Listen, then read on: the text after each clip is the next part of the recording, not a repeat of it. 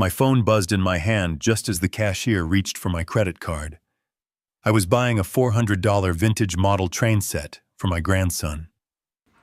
I glanced at the screen. It was a group text from my son, Brandon. "Dad, celebrate Christmas on your own this year. We need space as a family." A second text popped up immediately from his wife, Megan.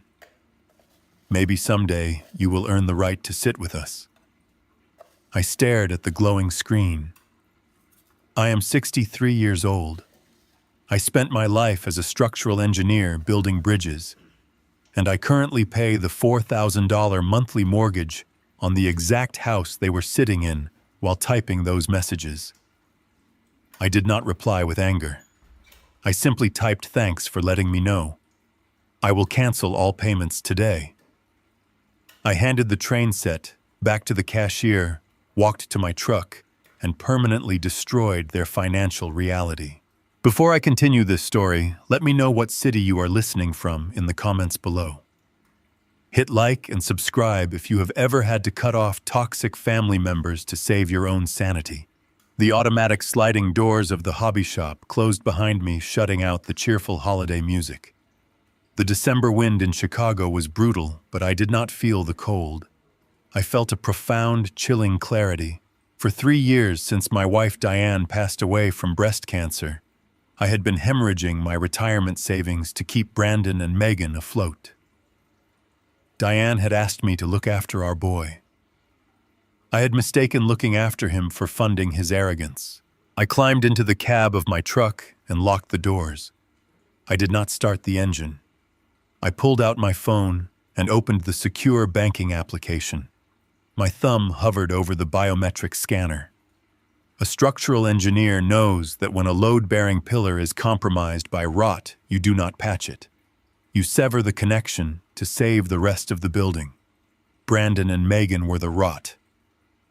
I pressed my thumb to the screen. First, I went to the primary checking account. This was the well they drew from. I navigated to the joint user settings. Megan had recently used this account to purchase a purebred golden retriever puppy they did not have the time to train. I tapped her name. A prompt asked if I was sure I wanted to revoke access. I tapped confirm. Next was the Platinum credit card. I scrolled through the pending transactions. A charge for $300 at a high-end salon. A charge for $150 at a boutique wine shop. They were outspending my money while telling me I had not earned the right to sit at their dinner table. I navigated to the card controls. I did not just pause the card. I reported it lost and requested that no replacement be issued to the authorized users. The screen turned green, confirming the card was instantly dead. The final step was the most important: the mortgage. The house they lived in was legally in my name, a massive mistake I made to help them bypass a terrible credit check 2 years ago. I had set up an automatic wire transfer to cover the $4,000 monthly payment on the 1st of every month. Today was December 24th. I opened the transfer portal, found the recurring series, and hit delete. The bank warned me that canceling this might result in late fees. I smiled for the first time that day. Those fees were no longer my problem. I slipped the phone into my coat pocket and turned the key in the ignition. The engine roared to life. Before I could even shift into drive, the phone began to vibrate. It buzzed against my ribs, a frantic, desperate rhythm. I pulled it out and placed it in the cup holder. The screen flashed with an incoming call from Brandon. I let it ring. It stopped, then immediately started again. The panic was setting in. I pulled out of the parking lot and merged onto the highway. The sky was turning a bruised purple as the winter sun set. My phone did not stop ringing the entire 20-minute drive back to my townhouse. By the time I pulled into my garage, I had 25 missed calls, 14 from Brandon, 11 from Megan. I walked into my quiet home and set my keys on the counter. The silence was not lonely. It was peaceful. My phone chimed with a text message. I opened it. It was from Brandon.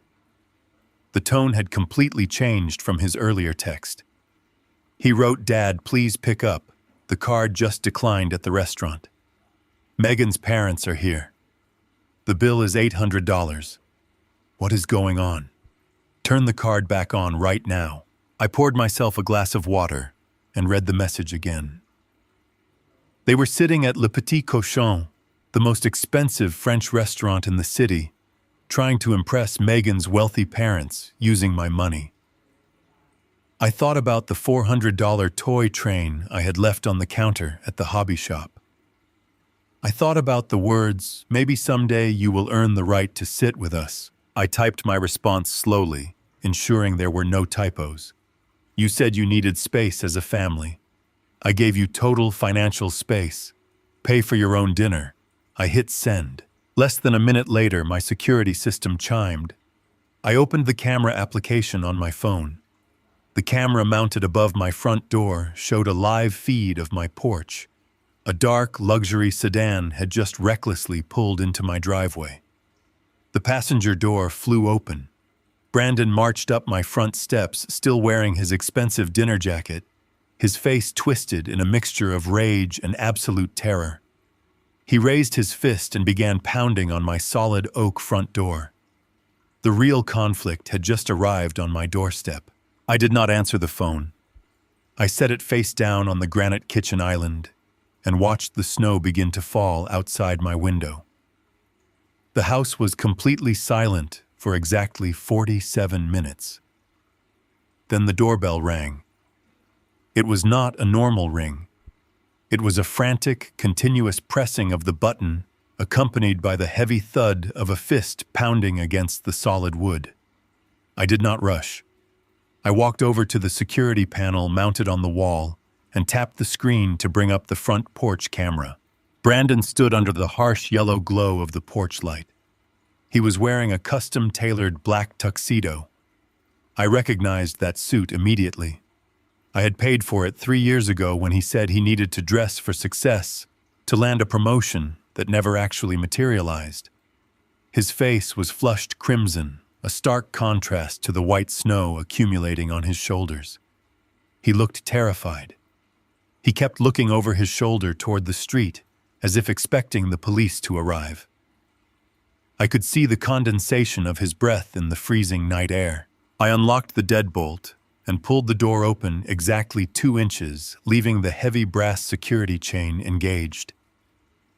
The freezing December wind rushed into the foyer, biting at my face. Brandon pressed his hands against the doorframe, trying to push his way inside, but the chain held firm. "Dad, what did you do?" he hissed.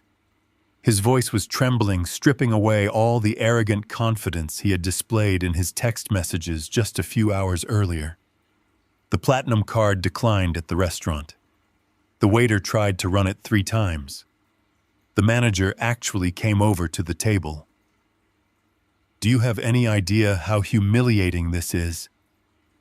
Megan is sitting there crying in the bathroom. Her parents are staring at me like I am a criminal. The bill is $800. You need to open your banking app and unfreeze the account right now. I looked at his panicked eyes. I looked at the expensive silk bow tie clinging to his neck. He had left his wife and his wealthy in-laws sitting at a table with an unpaid bill driven 20 minutes across town in the snow just to demand that I continue to fund his fake lifestyle. He did not ask if I was okay. He did not apologize for telling me I had not earned the right to sit with them. He only cared about the plastic card in his wallet. He viewed me purely as a utility. I stood perfectly still. "You sent me a message saying you needed space as a family," I told him, keeping my voice dangerously calm. "I respected your wishes. I gave you financial space. I removed myself from your burdens. You wanted to play the role of the successful provider in front of your in-laws. Now you have the opportunity to actually provide. Pay for your own dinner, Brandon." I did not wait for his response. I pushed the door forward slightly to dislodge his fingers from the frame, then slammed it shut. The sound echoed through the quiet house. I turned the deadbolt, locking him out in the cold. I stood in the foyer and listened. For a few seconds, there was nothing. Then he started kicking the bottom of the door. He shouted my name. He called me a selfish old man. I turned off the porch light from the interior switch, plunging him into darkness. The kicking eventually stopped. I heard the heavy footsteps retreating down the concrete stairs, followed by the screeching tires of his car speeding away. I walked back into the kitchen and picked up my phone. It felt heavy in my hand. I thought the worst of the confrontation was over. I thought the denied credit card would be a sufficient reality check to make them understand that my generosity had limits. I was entirely wrong. The screen illuminated with a new text message. It was not from Brandon. It was from Megan. I opened the message. There were no apologies for the earlier insults. There was only raw, calculated malice. "You vindictive old man," she wrote. "You embarrassed me in front of my family. You ruined our Christmas Eve.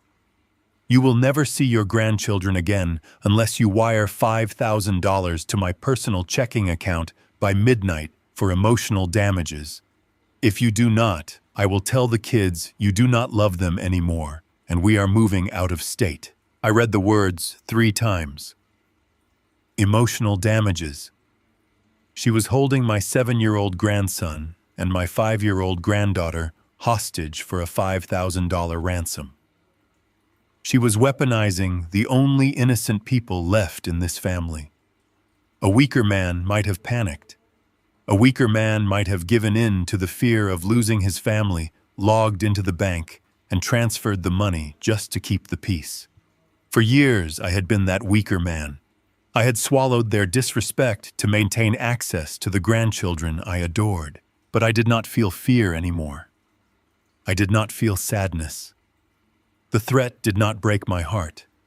It completely crystallized my resolve.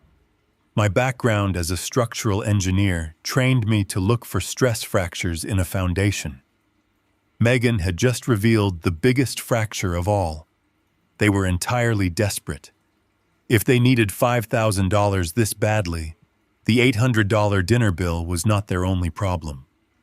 The credit card I cut off was just a symptom. The disease was much deeper. I realized I did not truly know the extent of the financial damage they had caused under my name. I sat there staring at the blank wall of my kitchen. I thought about my late wife, Diane. When she was sick, she made me promise to keep the family together. She always saw the best in Brandon. She excused his laziness as a temporary phase. She excused Megan's blatant materialism as youthful ignorance. I had honored Diane's dying wish to a fault. I had let them drain my savings because I thought buying their affection was the only way to keep the family intact. But looking at the text message on my phone, I knew Diane would be horrified. She would never tolerate our grandchildren being used as bargaining chips in a blackmail scheme. I walked over to my home office. It was a small room lined with bookshelves and filing cabinets holding decades of hard work. I turned on my desktop computer and sat down in the leather chair. The extortion attempt changed the rules of engagement. This was no longer just about a canceled credit card or a skipped mortgage payment. This was a hostile takeover of my life. I pulled out my reading glasses and logged directly into the main banking portal on my secure network. I was going to find out exactly what they had been hiding. The banking dashboard finally loaded on the screen. The layout displayed my checking accounts, my savings, my retirement portfolio, and my property assets. For the past 2 years, I had only looked at the surface-level numbers. I trusted Brandon. I had given him my passwords to help me set up paperless billing when my eyesight started getting bad. I had handed him the keys to the kingdom. Now I needed to audit the entire castle. I started clicking through the historical data. I ignored the small transactions. I was looking for the big anomalies. I was looking for the reason why an $800 dinner bill had sent my son into a blind panic on my front porch. The room was silent except for the clicking of my computer mouse. Every click was a step further away from the man I used to be. The loving father who overlooked every insult was dead.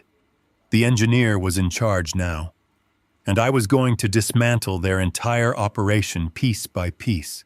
The glow of the computer monitor cut through the darkness of my home office. I sat in my leather chair, adjusting my reading glasses. I had not logged into the primary administrative dashboard of my financial portfolio since the week after Diane was buried. When my wife passed away, my grief was so heavy I could barely read a simple bank statement. Brandon had stepped in. He offered to manage the digital side of my finances to relieve my burden. He told me to just focus on healing. I gave him the proxy passwords. I gave him my absolute trust. That was my first mistake as a father, and my most catastrophic error as an engineer. You never let someone else inspect your own foundation. I typed in the master override password. The screen loaded, bringing up the complete dashboard of my life savings, my retirement accounts, and my real estate assets. I came here looking for the source of their desperation. If Megan was willing to use my grandchildren to extort $5,000, there had to be a massive leak in their cash flow. I started with the joint checking account. I scrolled past the restaurant bills and the boutique clothing purchases. Those were just the surface cracks. I needed to look at the structural load. I clicked over to this Property Assets tab. There were 2 properties listed: my primary residence where I was currently sitting, and the house on Elm Street. The Elm Street house was the 4-bedroom property I purchased entirely in cash 5 years ago. I let Brandon and Megan live there and charged them a fraction of the market rent just to help them build their savings. When they stopped paying that small rent last year, I quietly took over the property taxes and the maintenance costs. I expected to see a clean ledger under the Elm Street address. I expected to see an unencumbered asset. Instead, a glaring red anomaly flashed across the screen. Underneath the property address, there was a secondary line item attached to the deed. It was a home equity line of credit. The origination date was marked as January of this year. My heart stopped beating for a fraction of a second. I leaned closer to the monitor, my eyes scanning the numbers. The total credit limit was $150,000. The current balance drawn against the house was exactly $149,800. The account was completely maxed out. The silence in the room felt heavy, suffocating. A home equity line of credit requires the sole owner of the property to authorize the lien. The house was strictly in my name. I had never applied for a loan.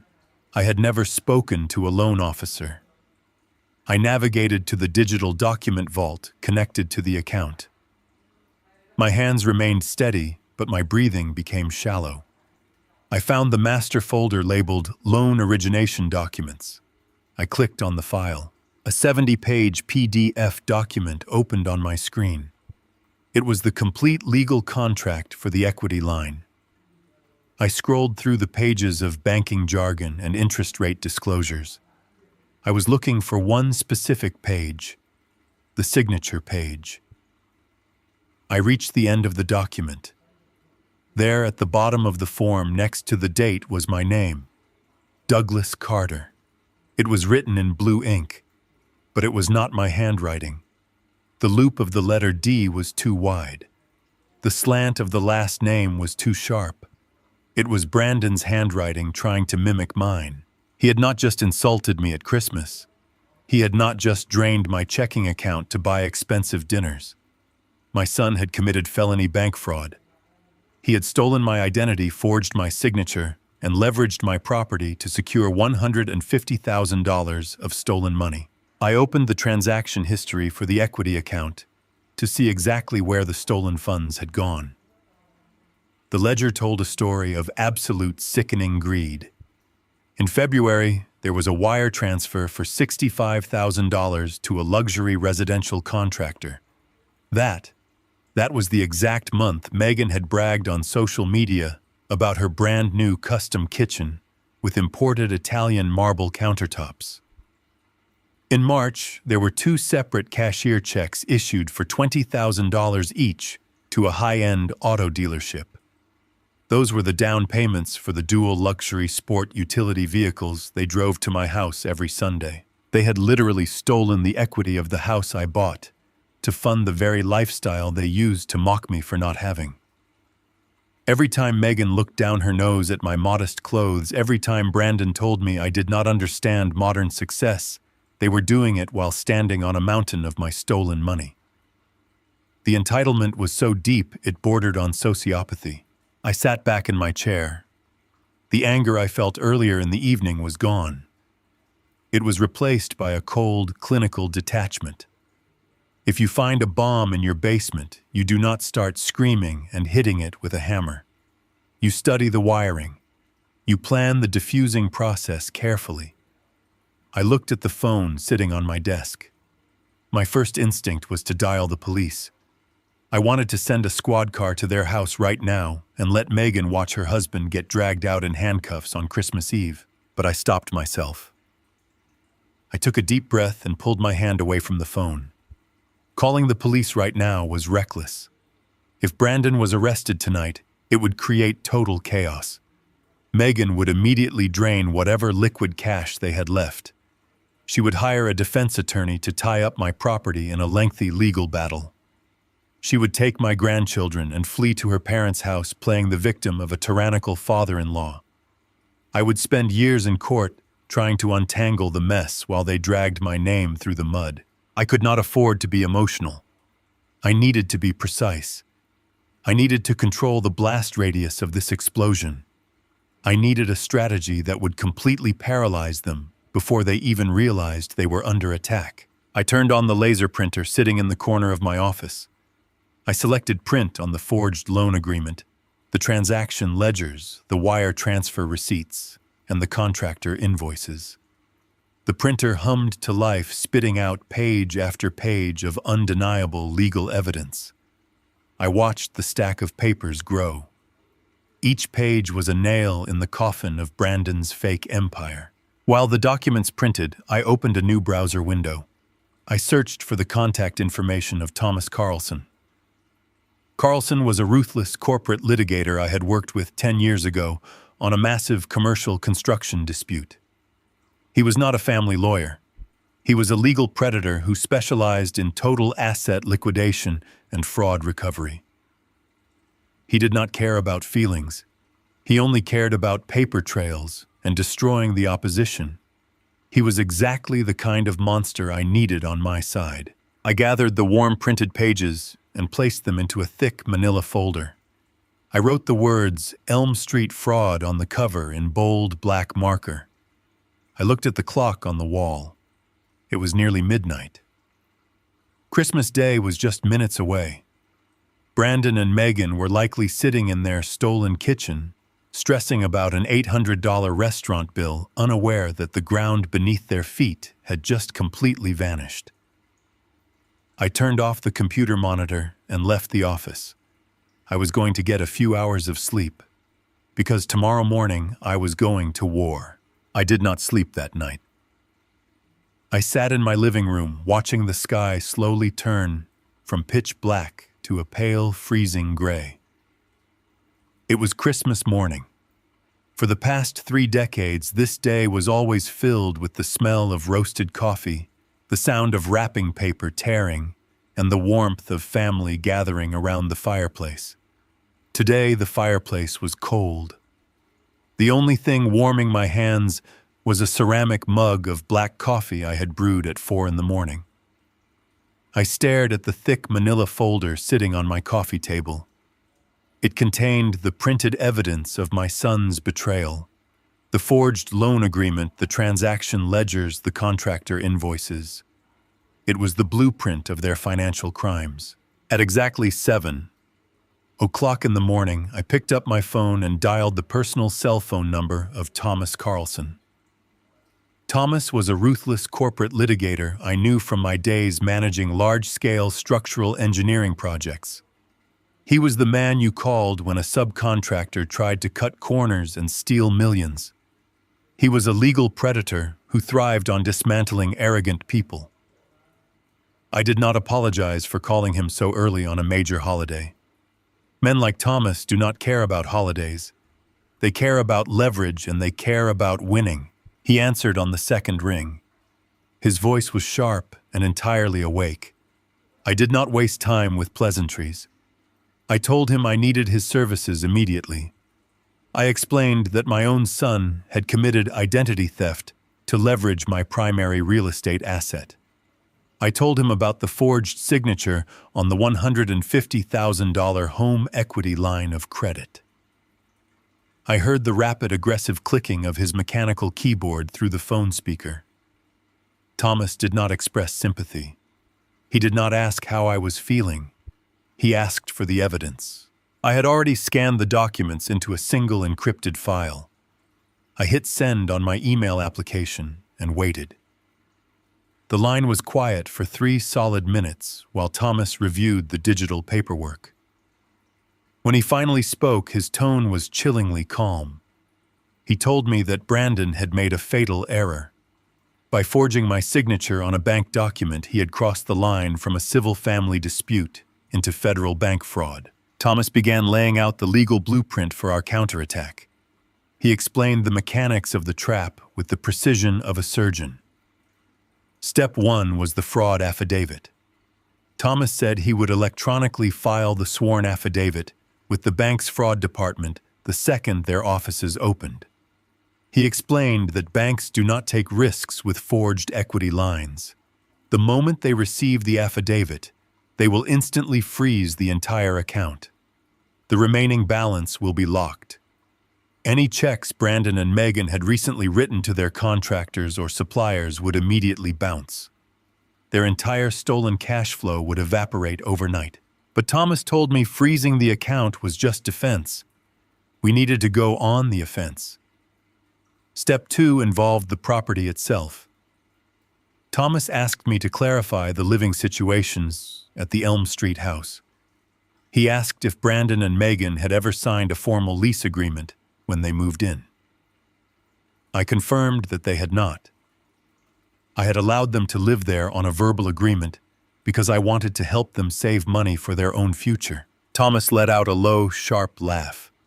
He told me that their arrogance was going to be their ultimate undoing. By refusing to sign a formal lease, they were legally classified as month-to-month tenants. They had absolutely no long-term protections. I did not need to prove damages or wait for a lengthy court battle to remove them. Thomas told me he was drafting a formal 30-day notice to vacate the premises. He said he would hire a private process server to hand-deliver the eviction notice directly to their front door by tomorrow morning. They would have exactly 1 month to pack up their stolen luxury goods and get off my property. As Thomas and I finalized the details of the legal filings, a heavy rumbling sound began to vibrate through my front window. It broke my concentration. I walked over to the glass and looked out at the street. The neighborhood was completely silent, covered in a fresh layer of white snow. But driving slowly down the center of the road was a large flatbed tow truck. Its heavy diesel engine cut through the quiet holiday morning. Seeing that tow truck triggered a sudden, sharp realization in my mind. I thought back to the previous afternoon when I was sitting in my own truck outside the hobby shop. I thought about the banking application on my phone. When I went into the system and permanently canceled all the automatic bank drafts, I was focused primarily on stopping their mortgage payments. But the mortgage was not the only thing tied to that automated system. I had also canceled the automatic financing payments for their vehicles. I vividly remembered the paperwork for Megan's white luxury Range Rover. A year ago, Brandon had come to me begging for help. He claimed Megan needed a safe, reliable vehicle for the children. But their credit was so heavily damaged by their reckless spending that they could not secure a decent interest rate. Like a fool, I had agreed to co-sign the loan. To ensure the payments were never missed, I set up the monthly installment to pull directly from my primary checking account. But what I also remembered was the strict policy of the lending institution holding that auto loan. Brandon had already been 2 months behind on the payments before I stepped in to rescue them. The account was flagged as high risk. The lender had issued a final warning letter stating that any future missed or bounced payments would result in immediate repossession without a grace period. By canceling that automatic bank draft yesterday afternoon, I had intentionally pulled the financial rug out from under them. The scheduled payment for the Range Rover had bounced. Because the account was already in a high-risk status, the bank did not send an email or make a polite phone call. They skipped the warnings and moved straight to asset recovery. They had dispatched the repossession agents immediately. I stood by the window and watched the tow truck turn the corner at the end of my street. The pieces of the puzzle were rapidly locking into place. I walked back to my desk and picked up the phone. Thomas was still on the line waiting for my confirmation on the affidavit. I told him to execute the plan. I told him to freeze the accounts and prepare the eviction papers. I hung up the phone and looked down at the manila folder on my table. Brandon and Megan were likely waking up right now in their custom remodeled house, completely oblivious to the fact that their entire world was collapsing. They thought they had secured a victory by demanding space and excluding me from their lives. They thought I would simply sit in my house alone and cry over their rejection. I picked up the folder and tucked it under my arm. I grabbed my heavy winter coat and my truck keys from the counter. I did not feel like a victim anymore. I felt like an architect who had just scheduled a controlled demolition. I opened my front door and stepped out into the freezing winter air. I was going to drive across town. I was going to look them in the eye and deliver their Christmas present personally. The drive across the city took exactly 22 minutes. The streets were mostly empty, lined with houses displaying flashing colored lights and inflatable snowmen. I drove in complete silence. I did not turn on the radio. My mind was entirely focused on the sequence of events that needed to occur the moment I walked through their front door. I pulled onto Elm Street right at noon. The neighborhood was an upscale subdivision with large manicured lawns and wide driveways. I parked my truck across the street from the house I legally owned. I looked at the driveway. It was wide enough to fit 3 vehicles side by side. Brandon's sleek silver sedan was parked on the far left. A large black luxury sport utility vehicle sat on the right. That belonged to Megan's parents, who had apparently stayed overnight or arrived very early for brunch. But the center space was completely empty. That was where Megan's white Range Rover usually sat. The repossession agents had been efficient. They had come in the dead of night and quietly removed the vehicle while the entire house slept. The physical dismantling of their fake empire had already begun, and they did not even know it yet. I stepped out of my truck and walked across the asphalt. The air was bitterly cold, but my heavy wool coat kept me warm. I walked up the paved walkway toward the grand entryway. The house had double wooden front doors with frosted glass panels. I reached out and turned the brass handle. It clicked and pushed open smoothly. They had not even bothered to lock the deadbolt. Their arrogance was so complete they believed they were untouchable in their expensive suburban fortress. They believed the boundary they set via text message was an invisible shield. I stepped into the grand foyer and closed the door quietly behind me. The air inside smelled of cinnamon roasted pork and expensive pine candles. Soft classical music played from hidden smart speakers integrated into the ceiling. I walked down the short hallway toward the formal dining room. The layout of the house was open concept, so I could see the entire scene unfold before anyone noticed my presence. The dining table was made of reclaimed mahogany set with fine china and crystal glassware. Megan's parents, Richard and Patricia, sat on one side of the table. Richard was a retired corporate executive who always wore a blazer even on a holiday morning. Patricia sat next to him wearing a cashmere sweater and a string of pearls. They represented the upper-class standard that Megan constantly forced Brandon to chase. Brandon sat at the head of the table wearing a pristine white button-down shirt. He looked exhausted. Dark circles hung under his eyes from the disastrous restaurant incident the night before. Megan was standing near the kitchen island, pouring orange juice and expensive champagne into crystal flutes. She wore a silk emerald green dress, playing the perfect hostess. She was talking loudly about a planned ski trip to Aspen, completely ignoring the financial crisis breathing down her neck. She picked up 2 mimosas and turned toward the dining table. That was when she saw me standing in the archway. Her eyes widened in absolute horror. The color instantly drained from her perfectly manicured face. She opened her mouth, but no sound came out. Her hands began to tremble so violently that the crystal flutes slipped from her fingers. The glasses hit the hardwood floor and shattered into hundreds of pieces. Champagne and orange juice splashed across the expensive oriental rug. "Doug," she shrieked, her voice cracking with panic. "We told you not to come here. We told you we needed space." The sudden noise caused everyone at the table to jump.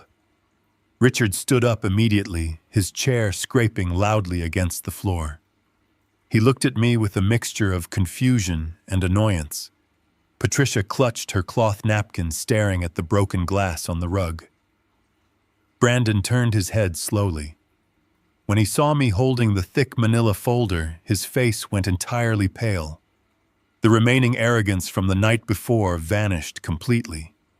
He looked like a man standing on the gallows. I did not raise my voice. I did not acknowledge her shrieking. I stepped carefully over the puddle of champagne and broken crystal.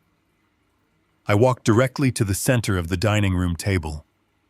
A massive glazed spiral ham sat on a silver platter, surrounded by roasted vegetables. I did not look at Richard or Patricia. I kept my eyes locked entirely on my son. "I brought you a Christmas present, Brandon," I said, my voice low and steady. I placed the manila folder directly on top of the glazed spiral ham. The thick stack of printed papers rested heavily on the meat, soaking up a small amount of the glaze. "What is the meaning of this?" Richard demanded, taking a step toward me. "Doug, you are interrupting a private family holiday. Megan explicitly stated you were not joining us this year." I turned my head slightly to look at the older man. "I am not here to eat, Richard," I replied. "I am here to deliver a legal notification. Your son-in-law has been very busy this year." I reached out and flipped open the cover of the manila folder. The top document was the forged loan agreement. I tapped my index finger against the signature line at the bottom of the page. "This is a fraud affidavit," I announced clearly, making sure every single person in the room could hear me over the classical music playing in the ceiling. "You forged my signature on a bank document, Brandon. You committed federal identity theft to leverage a $150,000 equity line against this house. A house that is legally in my name." Patricia let out a loud, dramatic gasp and dropped her napkin onto her plate. Richard froze, his eyes darting from me to Brandon. The room suddenly felt completely devoid of oxygen. Brandon lunged forward across the table, his hands grasping for the folder. "Give me that," he yelled. He tried to snatch the papers, but I was faster. I pulled the folder back, stepping away from the edge of the table. "You cannot hide the paper trail, Brandon," I told him. "The bank already has the electronic copies. My attorney filed the sworn affidavit directly with the fraud department at 7 o'clock this morning." Megan grabbed the edge of the kitchen island, her knuckles turning white. "What are you talking about?" she stammered. Her voice was shaking uncontrollably. "Brandon told me his father gifted us that money for the kitchen renovation. He said it was an early inheritance." I looked at Megan with absolute disgust. "He lied to you," I said coldly, "and you were foolish enough to believe him. But the lies end today. I am taking back complete control of my assets." I turned my attention back to my son, who had collapsed back into his chair, burying his face in his hands. "The bank is freezing the equity account first thing tomorrow morning," I informed him. "Every single check you wrote to your contractors this week is going to bounce. Your credit cards are dead." But that is only the beginning. I pointed a finger toward the large bay window facing the front yard. "You might want to look outside, Megan," I suggested. "You will notice your white luxury vehicle is missing. I canceled the auto draft on the financing yesterday afternoon. Because you were already in default, the bank repossessed the car at dawn. You are completely grounded." Megan let out a choked sob. She looked toward the window, realizing the empty space in the driveway was not a mistake. Richard stepped back from the table, looking at Brandon as if he were a diseased animal.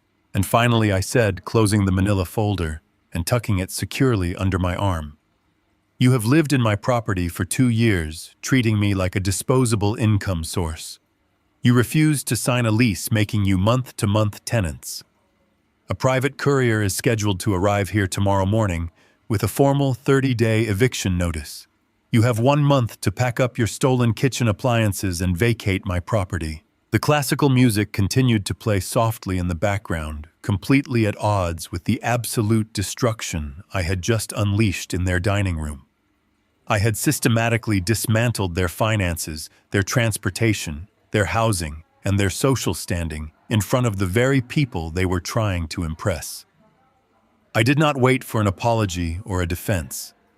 I turned around and walked out the front door, leaving the shattered crystal on the floor. Richard stood frozen for exactly 3 seconds before the reality of the situation fully registered in his mind. The retired executive did not look at my son with anger, but with absolute, profound disgust. He reached down and gently took his wife by the elbow. Patricia was still staring at the broken crystal and spilled champagne soaking into the expensive oriental rug. Richard guided her away from the table. "We are leaving," he announced. His voice was completely devoid of the warm holiday cheer they had brought into the house just an hour earlier. He did not say goodbye to his daughter. He did not acknowledge Brandon. He simply walked his wife to the front hallway, retrieved their heavy winter coats from the closet, and opened the front door.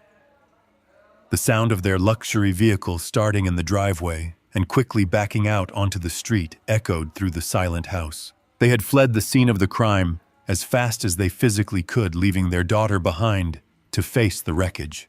The sudden departure of her wealthy parents snapped Megan out of her paralyzed state. She did not rush over to comfort her husband.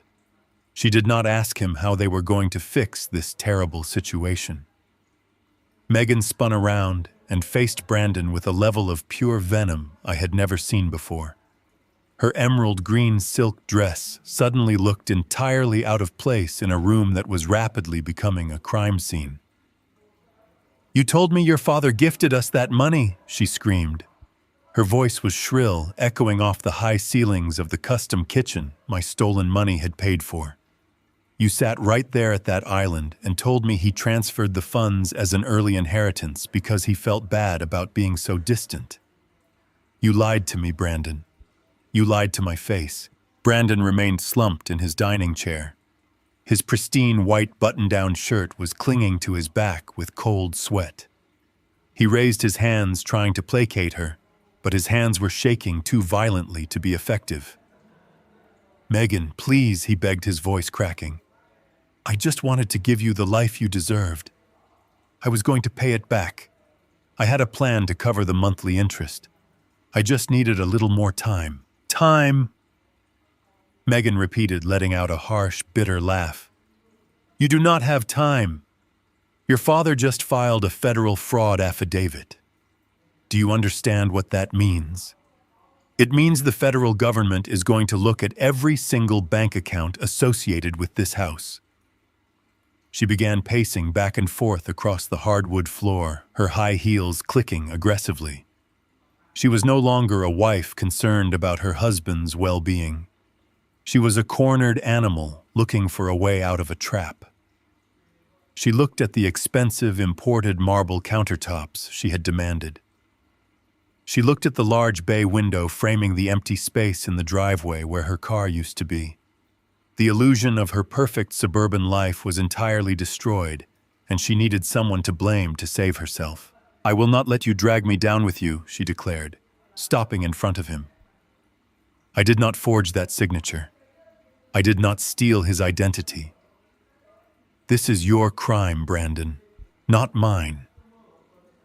She turned her back on him and practically sprinted toward the front closet. She grabbed her heavy wool coat and pulled her designer leather purse from the top shelf. She did not pack a bag. She did not go upstairs to check on the children, who were fortunately spending the morning in the playroom, entirely unaware of the disaster unfolding below. Her survival instinct had completely taken over, overriding any marital loyalty she had ever pretended to have. "Where are you going?" Brandon asked. He sounded like a terrified child. He tried to stand up, but his legs seemed to give out, and he sank back down into the chair. "Megan, please do not leave me right now. I need you. We need to figure this out together." "There is no together," she snapped back, throwing her coat over her shoulders. "I am calling a divorce attorney the second I get a cell signal. I am going to tell them I had no knowledge of your financial crimes. You can sit here and figure out how to stay out of federal prison all by yourself." She gripped the brass handle of the front door and pulled it open. The freezing winter wind rushed into the foyer once again. She did not look back at him. She did not look at me. She stepped out onto the concrete porch and slammed the heavy wooden door behind her. The house shook slightly from the heavy impact. Then there were only two of us left in the dining room. The classical holiday music was still playing softly from the hidden ceiling speakers. The glazed ham was still sitting on the table, growing cold under the thick stack of printed legal documents. I stood perfectly still, watching the son I had raised unravel completely. The arrogance he had displayed on my porch the night before was entirely gone. The condescending tone he used in his text messages had evaporated into thin air. He was stripped bare of all his false confidence, leaving only a terrified, hollow shell of a man. He slowly turned his head and looked at me. Tears were streaming freely down his face, leaving wet tracks on his pale cheeks. His chest was heaving as he struggled to pull air into his lungs. He looked pathetic. A part of me, the part that remembered teaching him how to ride a bicycle and helping him with his middle school science projects, felt a brief sudden flicker of sorrow. But the engineer inside me immediately extinguished it. A compromised structure cannot be saved by sentimentality. It must be leveled so the ground can be cleared. "Dad," he whispered. His voice was so quiet I could barely hear him over the soft music. "Please, I am begging you. If you let this go through, I go to prison. I will lose my job at the firm. I will lose my engineering license. My life will be completely over. Just call the lawyer back. Tell him it was a misunderstanding. Tell the bank you authorized the loan and just forgot about it. I will pay you back every single cent. I swear to you on my life. I will do whatever you want. Please do not do this to me." I looked at the tears falling from his eyes. I remembered the text message telling me to celebrate Christmas entirely alone. I remembered the threat to withhold my grandchildren over a $5,000 ransom.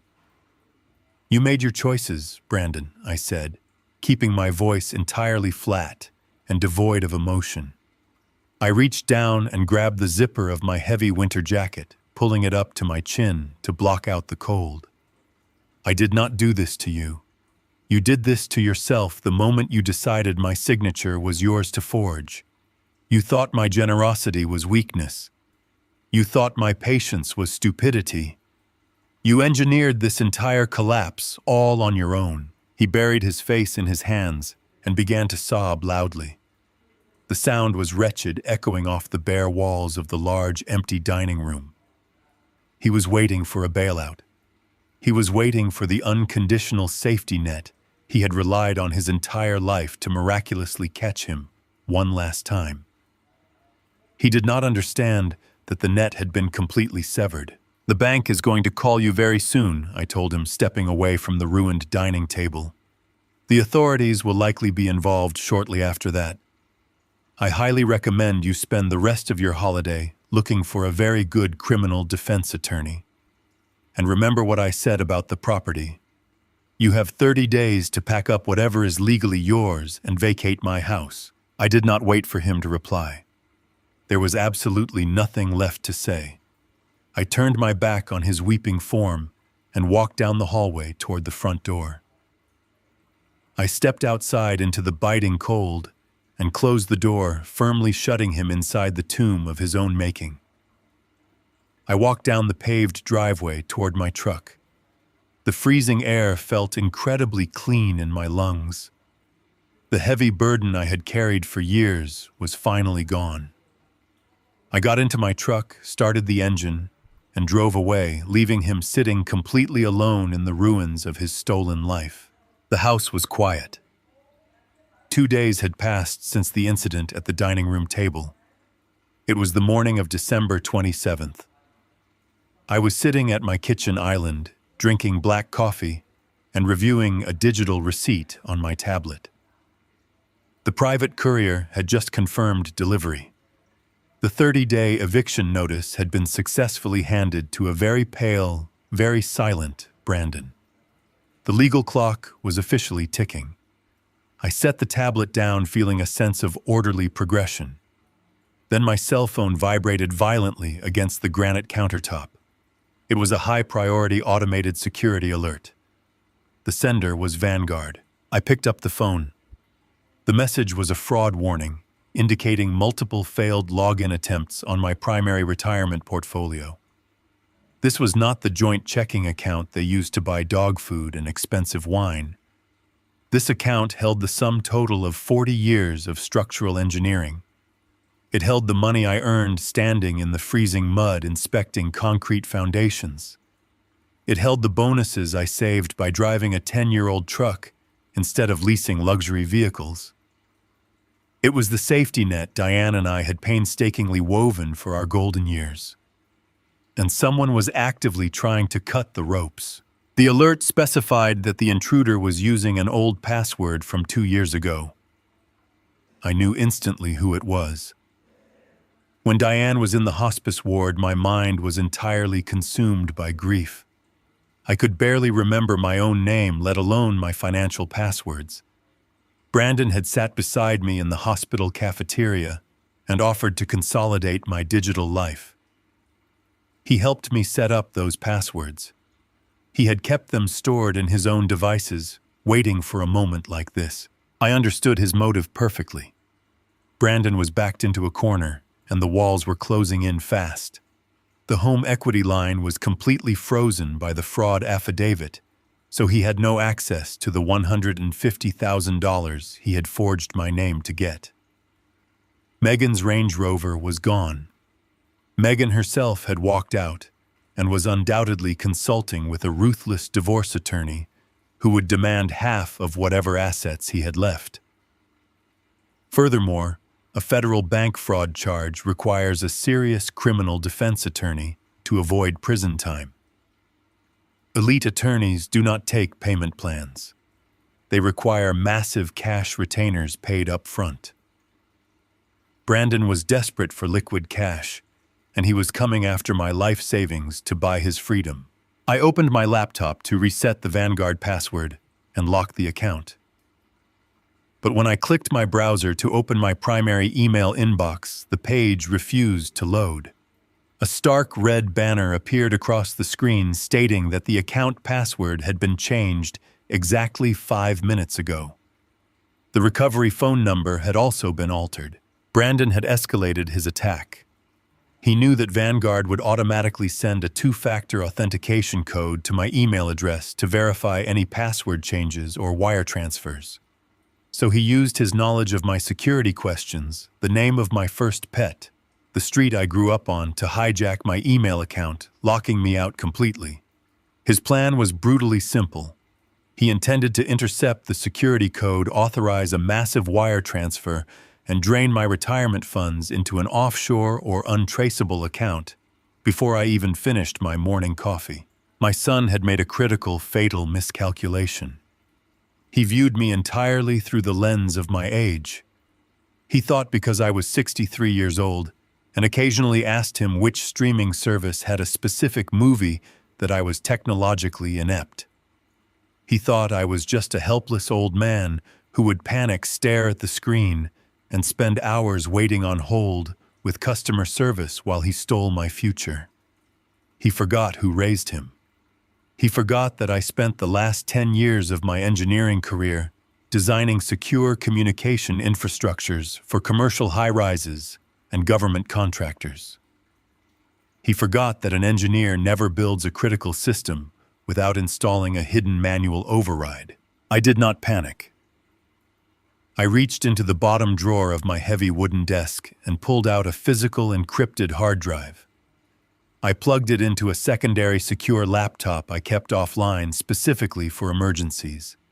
I completely bypassed the compromised email address. When Brandon had helped me set up the Vanguard account years ago, I had quietly registered a secondary hidden email address that he knew nothing about. Furthermore, I had linked the master login to a physical hardware security key on my keychain. I inserted the small metal key into the side of the laptop and pressed my thumb against the biometric sensor. Within 30 seconds, I was inside the Vanguard administrative master portal, completely bypassing his clumsy hijacking attempt. I could see his active session trying to force a password reset request. I did not just change my password. I engaged the absolute kill switch. I initiated a total administrative freeze on the entire portfolio. This protocol meant no funds could be moved, no stocks could be liquidated, and no withdrawals could be authorized without my physical presence at a Vanguard branch providing two forms of government identification and a physical signature. The digital vault was slammed shut, and the heavy steel locks were welded from the inside. But I was not finished. The engineer in me needed to inspect the point of failure. I wanted to know exactly where he was launching this desperate attack from. I navigated to the advanced security dashboard and pulled the active login session logs. The system recorded the exact internet protocol address of the device that was currently hammering against the firewall. I copied the long sequence of numbers, opened a network diagnostic tool, and ran a routing trace. The trace did not bounce back to the Elm Street house. The location data bypassed the residential networks entirely and pinpointed a massive commercial server block located in the downtown financial district. It was the exact dedicated server block registered to the prestigious architectural firm where Brandon worked as a senior project manager. He was not sitting in his stolen custom kitchen crying over his ruined marriage. He was sitting at his office desk using his corporate network infrastructure to commit a major financial crime. I stared at the location data illuminating the screen. The magnitude of his stupidity was almost difficult to comprehend. By attempting to illegally access a federally regulated investment portfolio crossing state server lines and using a corporate network, he had just escalated his situation exponentially. This was no longer just a state-level forgery case involving a family home. He had deliberately crossed the threshold into federal wire fraud, cyber intrusion, and corporate liability. I took high-resolution digital screenshots of everything. I captured the failed login attempts, the time-stamped alerts from the compromised email, and the network trace routing directly back to his architectural firm. I compiled the evidence into a secure, encrypted folder. I picked up my cell phone and dialed Thomas Carlson. It was only 9 in the morning, but Thomas answered on the first ring. I told him we had a massive new development. I explained that Brandon had just attempted to drain my entire Vanguard portfolio, hijacking my personal email to intercept the authentication codes and executing the attack directly from his corporate office network. I heard Thomas let out a low, sharp whistle of genuine surprise. Even a cynical, hardened litigator was shocked by the sheer brazenness and stupidity of the act. Thomas told me to transmit the encrypted logs to his secure server immediately. He explained that federal prosecutors might look at a forged home equity line as a crime of financial desperation, but they view cyber theft of a retirement account as a malicious, premeditated attack. Furthermore, Thomas noted that because Brandon used his employer's network, the firm was now legally obligated to cooperate with a federal subpoena. The FBI would seize his office computer. His entire professional reputation would be publicly annihilated before the trial even began. Brandon had just handed us the exact heavy artillery we needed to level his life completely. I closed the laptop and took a sip of my coffee. It had gone completely cold, but I did not care. Any lingering fatherly guilt I might have harbored about tearing down his life was entirely gone. He had tried to steal my house, and when that failed, he tried to steal my old age. He had declared total, uncompromising war against the man who gave him everything. And I no longer had a single reason to hold back. The drive to the downtown police precinct took 45 minutes due to the heavy holiday traffic. I parked my truck in the visitor lot and sat behind the steering wheel for a long moment. I looked at the concrete facade of the building. It was an ugly, square structure, devoid of any architectural grace. It was a place where lives were processed and ruined. For 63 years, I had never had a reason to walk through those doors. I had lived a quiet life following the rules, paying my taxes, and trying to raise a good family. Now I was about to walk into that building and hand my only child over to the state. I picked up the heavy manila folder from the passenger seat. I did not feel hesitation. The time for hesitation ended the moment he tried to hack into my retirement account. I walked through the double-glass doors and approached the front desk. A uniformed sergeant looked up from his computer screen. I told him I needed to speak with an investigator in the Financial Crimes Division. I explained that I had documented proof of a 6-figure bank fraud and an attempted cyber theft of a federal retirement portfolio. The sergeant did not ask any follow-up questions. He made a phone call and instructed me to wait on a hard wooden bench in the lobby. 10 minutes later, a tall man in a wrinkled gray suit pushed through the secure double doors. He introduced himself as Detective Reynolds. He had the tired eyes of a man who spent his entire career looking at the worst parts of human nature. He led me through a maze of cubicles to a small, windowless interview room. The room smelled of stale coffee and industrial floor cleaner. We sat down at a scratched metal table. Reynolds opened a notepad and asked me to start from the beginning. I did not tell him about the canceled Christmas dinner. I did not tell him about the disrespectful text messages or the shattered crystal flutes. The police do not care about hurt feelings. They care about broken laws. I opened the manila folder and slid the first stack of papers across the metal table. I started with the Elm Street house. I handed him the deed, proving I was the sole owner of the property. Then I handed him the forged loan agreement. I pointed to the signature line at the bottom of the page. I explained that my son had forged my name to illegally leverage $150,000 against my asset. Reynolds examined the document closely. He ran his finger over the ink. He asked if I had confronted my son about this. I told him I had delivered a fraud affidavit to his dining room table the previous afternoon. Reynolds nodded slowly. He was treating this like a standard family dispute. Cases of children stealing from their elderly parents are tragically common, and they often get bogged down in, he said, she said arguments. I could see the skepticism in his eyes. He thought I might be an angry father trying to use the police to win a civil argument. I needed to show him the heavy artillery. I pulled out the second stack of papers. These were the high-resolution screenshots from my Vanguard retirement portfolio. I laid them out sequentially. First, I showed him the security alert indicating the changed password and the hijacked email account. Then I showed him the log of failed login attempts. Finally, I slid the network routing trace across the table. I tapped my finger on the exact internet protocol address located at the bottom of the page. I told the detective that my son realized his forged equity line was frozen, so he attempted to drain my life savings to secure liquid cash. I explained that he did not execute this cyber attack from his residential internet connection. He used the dedicated corporate servers at the architectural firm, where he was employed as a senior project manager. The tired look completely vanished from Detective Reynolds' face.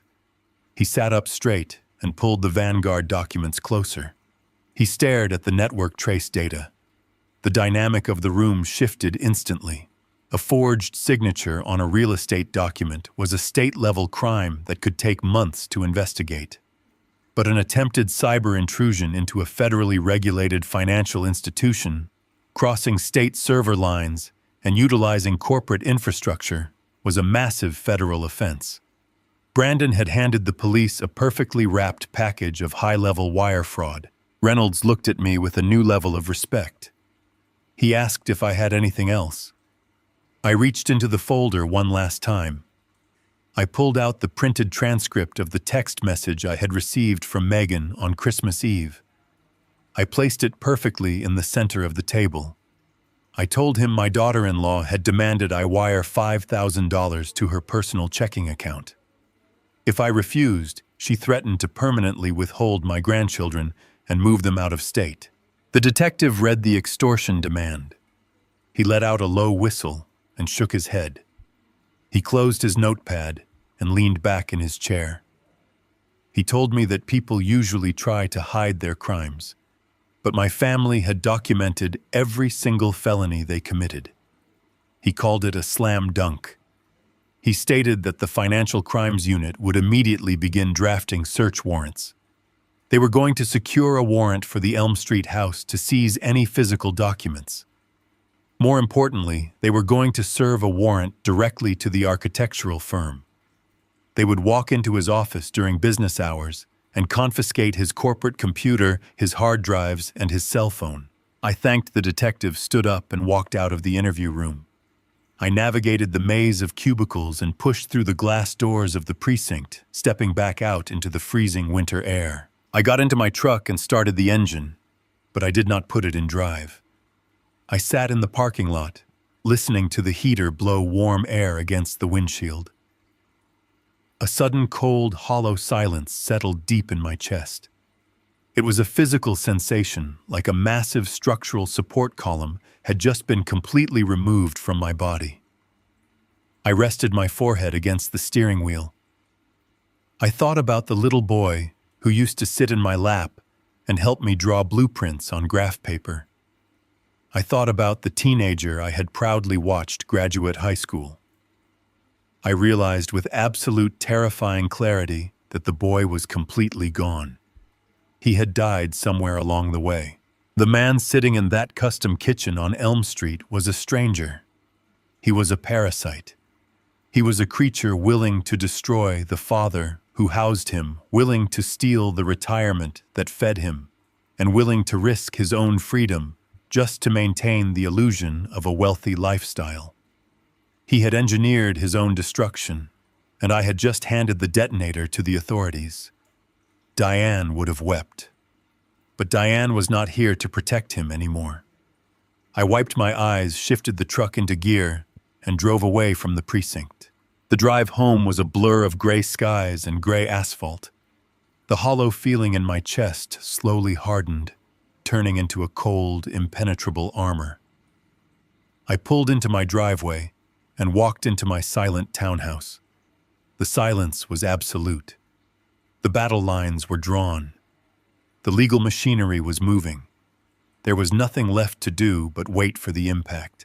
I took off my heavy coat and hung it in the closet. I walked into the kitchen to pour myself a glass of water. Just as my hand touched the glass, my cell phone began to ring. The sound shattered the quiet of the house. I pulled the phone from my pocket and looked at the caller identification screen. It was Megan. This was the woman who had shrieked at me in her dining room. This was the woman who had walked out on her husband the moment she realized the money was gone. This was the woman who had demanded $5,000 in ransom for my grandchildren. I expected her to be calling from a lawyer's office. I expected screaming threats and venomous insults. I pressed the green button and held the phone to my ear. I did not say hello. I just waited. "Oh, Doug, I am so incredibly glad you picked up," she said. Her voice was not shrill. It was not angry. It was soft, trembling, and sickeningly sweet. It was the voice of a wounded bird seeking shelter. It was a complete psychological pivot so jarring that it immediately triggered every warning system in my brain. The arrogance was gone. The venom was gone. She was playing a brand new game. I stood perfectly still in my kitchen, listening to the subtle background noises on her end of the line. I could hear the faint sound of a television playing a cartoon and the muffled voices of my young grandchildren. She was clearly not at the Elm Street house anymore. She was likely at a hotel, or perhaps she had crawled back to her parents' house and begged for temporary shelter despite their earlier disgust. Either way, she had the children with her, and she knew exactly how much I loved those kids. For years, she had watched me bend over backward to accommodate her ridiculous demands, just so I could spend a few hours with my grandson and granddaughter. She had routinely used them as leverage in the past, conveniently scheduling playdates over my weekend visits, unless I agreed to pay for expensive summer camps or private school tuition. She thought my love for them was a fatal weakness she could exploit whenever she needed cash. Before I spoke a single word to her, I pulled the phone away from my ear for a fraction of a second. I tapped the screen and activated a secure call recording application I had installed months ago for business purposes. A small red dot appeared in the upper corner of the screen, confirming that every single syllable spoken from this moment forward was being digitally preserved in high-definition audio. I brought the phone back to my ear. "What do you want, Megan?" I asked. My voice was entirely flat, offering her absolutely no emotional response to work with. She let out a long, dramatic sigh, trying to project the image of an exhausted mother. "Doug, this entire situation is just a terrible nightmare," she began. "I am sitting here looking at your beautiful grandchildren, and my heart is just breaking for them. Brandon has completely lost his mind. I spoke to a lawyer this morning, and he told me the truth about the federal investigation. I know Brandon is going down. I know he is going to federal prison for what he did to you and the bank. I am so sorry I did not see it earlier. He lied to me, Doug. He manipulated me just like he manipulated you." I let her spin her web of lies in absolute silence. I knew she was completely complicit in the spending. I had the bank ledgers showing her signature on the checks handed to the kitchen contractors. But I needed her to keep talking. I needed her to feel comfortable enough to reveal her true strategy. "I need to protect the children," she continued, her voice dropping to a conspiratorial whisper. "They need stability right now. Their father is a criminal, and their entire world is falling apart. I am going to file for sole custody immediately, but I need a safe place to raise them. I need the Elm Street house, Doug. I need you to sign the deed over to me in the divorce settlement." I stared out my kitchen window at the falling snow. The sheer audacity of her request was almost breathtaking. She was sitting in a hotel room plotting her husband's prison sentence, while simultaneously trying to steal a $600,000 asset from the father-in-law she had relentlessly disrespected. She wanted me to reward her for living off my stolen money. She wanted the house free and clear with no mortgage and absolutely no strings attached. "And why exactly would I give you my property, Megan?" I asked, keeping my tone perfectly conversational. "You walked out on my son the moment the money dried up. You spent the last 2 years treating me like a disease. You demanded $5,000 just last night. Why on earth would I hand you a house?" The sweet wounded bird routine vanished instantly. The venom I was so familiar with seeped rapidly back into her voice. "Because I have the kids, Doug," she purred, her tone turning sharp and incredibly cruel. "I am their mother. The family courts always favor the mother. If you sign that house over to me, I will put it in writing that you get to see them every single weekend. You can have them for holidays. You can be the loving grandfather you always wanted to be. But if you fight me on this, if you try to evict me or take that house back, I will pack them up tomorrow. I have a cousin in Southern California who said we can stay with her. I will move them entirely across the country. I will change their phone numbers. You will never see your grandchildren again." She had just crossed the final uncrossable line. She was actively attempting to use 2 innocent children as human shields to secure a massive financial payout. It was textbook extortion. I looked at the red recording dot blinking steadily on my phone screen. I needed to make sure the terms of her illegal bargain were absolutely crystal clear for a judge to hear. "Let me make sure I understand your proposal correctly, Megan," I said slowly, emphasizing every single word to ensure perfect audio clarity.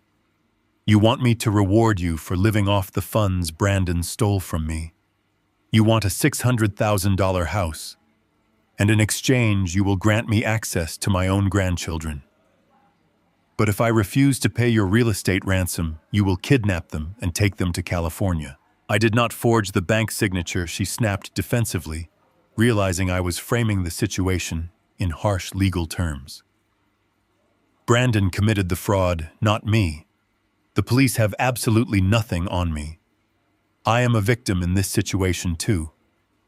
But yes, that is the deal, Doug. House for access. You have plenty of money left in your retirement. You do not need that property, but I do. You either sign the deed over to my lawyer by Friday, or you can say goodbye to the kids forever. Make your choice." I did not argue with her. I did not yell. I did not plead for mercy or try to appeal to her non-existent moral compass. I simply pulled the phone away from my face and pressed the red button on my screen to stop the recording. The application saved the audio file immediately. Then I pressed the button to end the call. The line went completely dead. I stood in the profound silence of my kitchen. She thought she had me cornered. She thought my love for the children would override my logic and force me into submission. But an engineer knows that when someone threatens the structural integrity of your family, you do not negotiate with the demolition crew. You systematically eliminate the threat. I opened my secure email application and created a new message addressed directly to Thomas Carlson. I attached the audio file I had just captured. In the subject line, I typed the words "attempted extortion" and "child concealment threat." I wrote a brief sentence explaining that Megan was planning to flee the jurisdiction with the children unless I surrendered the property. I hit send. The file vanished into the digital ether, traveling straight to the inbox of the most ruthless litigator in the city. Megan believed she was a master manipulator playing a brilliant game of chess with an old fool. She did not realize she had just walked directly into a steel trap and personally handed me the padlock. She had just provided the exact piece of undeniable recorded evidence we needed to completely dismantle her custody case and permanently sever her leverage. The war was no longer just about recovering stolen money or securing real estate. It was about protecting my grandchildren from a predator who saw them only as currency. And I was going to make sure she never had the power to threaten anyone ever again. Thomas Carlson called me back exactly 12 minutes after I sent the encrypted audio file. I answered the phone, and was immediately greeted by a sound I had never heard from the ruthless litigator before. He was laughing. It was a cold, sharp bark of amusement echoing through the receiver. He told me that in his 20 years of practicing corporate law, he had rarely seen someone hand over their own head on a silver platter with such staggering arrogance. She just admitted to felony extortion on a recorded line, he said. But Thomas told me the situation was actually much worse for her than a simple extortion charge. While I was dealing with the police precinct, Thomas had spent the entire morning digging through the financial records we secured from the bank. He had subpoenaed the contractor invoices for the massive kitchen renovation at the Elm Street house. Thomas explained the complex mechanics of financial complicity. Brandon had forged the home equity line of credit, securing $150,000 of illicit funds. But Brandon was not the one who wrote the checks to the luxury cabinet makers and the Italian marble suppliers. Megan did. Thomas found her signature on every single draft drawn from the stolen account. By knowingly taking possession of forged funds and distributing them to third-party vendors, she had actively participated in the laundering of stolen money. She was legally complicit. She was not a helpless victim of her husband's crimes, as she claimed to the divorce attorney. She was a co-conspirator who had physically signed the paper trail. Thomas told me we now had the audio recording of her extortion attempt and the physical proof of her financial crimes. The trap was fully constructed, and the steel jaws were ready to snap shut. The following morning, the machinery of justice moved with terrifying and absolute speed. At exactly 9 o'clock, federal agents walked into the glass lobby of the prestigious architectural firm downtown. They did not wait quietly at the reception desk. They did not ask for an appointment. They bypassed the security personnel and walked directly onto the main drafting floor. I was not there to see it, but Detective Reynolds called me later to provide the precise details of the execution. Brandon was sitting in a transparent glass conference room, leading a presentation for a major commercial client. He was likely trying to act completely normal, pretending his world was not on the verge of total collapse. The federal agents opened the glass doors, interrupted the meeting, and asked him to stand up. They did not lower their voices to spare his feelings. They read him his rights loud and clear in front of his colleagues, his corporate superiors, and his wealthy clients. They turned him around, pulled his arms behind his back, and secured the heavy steel handcuffs around his wrists. The humiliation was absolute and entirely public. As they escorted him through the open office, the federal agents executed the search warrant. They seized his desktop computer, his external hard drives, and his corporate cell phone right off his desk, bagging them as federal evidence. The firm partners watched in stunned silence as their senior project manager was marched into the elevator like a common thief. His professional career ended the exact moment those elevator doors closed. He would never design another commercial building. He would never hold another engineering license. His arrogance had finally met a force it could not manipulate or deceive. He was placed in the back of a federal vehicle and transported to the downtown holding facility to be processed, photographed, and fingerprinted. The primary load-bearing pillar of his fake, luxurious life had just been entirely demolished. He was completely removed from the board, leaving Megan totally exposed without her primary shield. But I was not finished. While Brandon was trading his custom-tailored suit for a standard-issue county jumpsuit, Thomas Carlson was executing the second phase of our coordinated strike. At exactly noon, Thomas electronically filed a massive civil racketeering lawsuit against Megan. He did not file it in family court where she might find a sympathetic judge willing to listen to a crying mother. He filed it in federal civil court under racketeering statutes.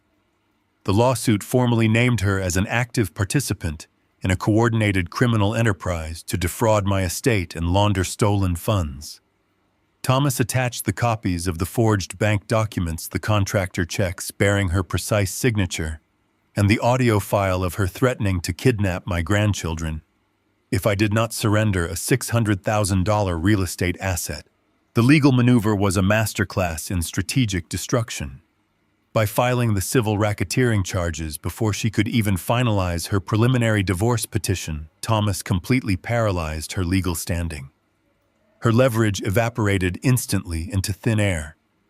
She could no longer use the children as bargaining chips because she was now officially named as a defendant in a massive fraud and extortion case. Thomas sent a digital copy of the lawsuit directly to the expensive divorce attorney she had retained the day before. He included a very clear and terrifying warning attached to the file. The warning outlined the exact consequences of her next potential move. If Megan attempted to follow through on her threat to pack up the children and flee across state lines to stay with her cousin in California, she would instantly upgrade her situation from a civil lawsuit to federal flight to avoid prosecution. She would be crossing state lines while under active investigation for money laundering and extortion. This would trigger an immediate federal warrant for her arrest, and the children would be placed in emergency state custody. The cage was completely locked. Her own lawyer dropped her as a client within the hour. No respectable attorney was going to touch a woman who had just been documented extorting an elderly man and laundering stolen bank funds. She had tried to back me into a corner, but she had walked blindly into a reinforced steel trap. I sat in my quiet townhouse looking at the digital confirmation of the lawsuit filing on my computer screen. The board was completely cleared. The king was captured, and the queen was trapped with absolutely nowhere to run. They had demanded space as a family. Now they were going to experience the ultimate space separated by prison walls and insurmountable legal barriers. I did not feel any joy as I read the legal confirmations. Joy is an emotion reserved for creation, for building things up. This was a demolition. It was cold, necessary, and brutally efficient. I walked into my kitchen and poured a fresh cup of coffee, looking out at the snow covering my driveway. I thought about the text message that started this entire cascade. Maybe someday you will earn the right to sit with us. The sheer irony of those words echoed in my mind. They had spent years building a fortress of lies funded entirely by my silent labor. They believed they were untouchable, seated at the top of a tower they did not pay for. Now the tower was falling, and I was the one watching it crumble from a safe distance. I took a sip of my coffee, letting the quiet peace of the house settle around me. The toxic elements were neutralized. The structure was finally secure. The 30-day eviction period expired on the final Tuesday of January. For an entire month, the Elm Street house had been effectively transformed into a psychological prison for Megan. Brandon was sitting in a federal holding facility, unable to secure the massive cash bail required for his release. His assets were completely frozen by the authorities. His prestigious career at the architectural firm was entirely destroyed. Megan was trapped inside the four walls of the suburban fortress she had originally demanded, with absolutely no incoming cash flow, no luxury vehicle, and a looming civil racketeering lawsuit hanging directly over her head. I did not leave the move-out process to chance. I knew exactly how vindictive an arrogant person could be when they were finally cornered. I had seen angry tenants pour cement down the plumbing or rip copper wiring out of the walls during an eviction process. I was not going to let her damage a $600,000 asset out of spite. At exactly 8 o'clock in the morning, I arrived at the property, followed by a large commercial moving truck and a black sport utility vehicle. Two men stepped out of the black vehicle. They were licensed private security contractors I had hired specifically for this day. They were tall, broad-shouldered, and wore dark uniforms that projected absolute unyielding authority. We walked up the paved driveway together. The morning weather was bitterly cold, matching the exact temperature of the situation. I used my master key to unlock the front door and pushed it open. Megan was standing in the center of the grand foyer, surrounded by a chaotic mess of half-packed bags and loose clothing. She looked entirely different from the woman who had hosted the arrogant Christmas brunch just 1 month prior. Her hair was unkempt and pulled back carelessly. The designer emerald silk dress she loved to flaunt was replaced by plain gray sweatpants and a bulky, oversized sweater. The haughty, superior posture she had always used to look down on me had completely collapsed. I instructed the commercial moving crew to begin boxing up her personal belongings. I had prepaid the moving company out of my own pocket. It was a minor necessary expense to ensure she was physically removed from the premises before noon. The movers were efficient and completely indifferent to her tears.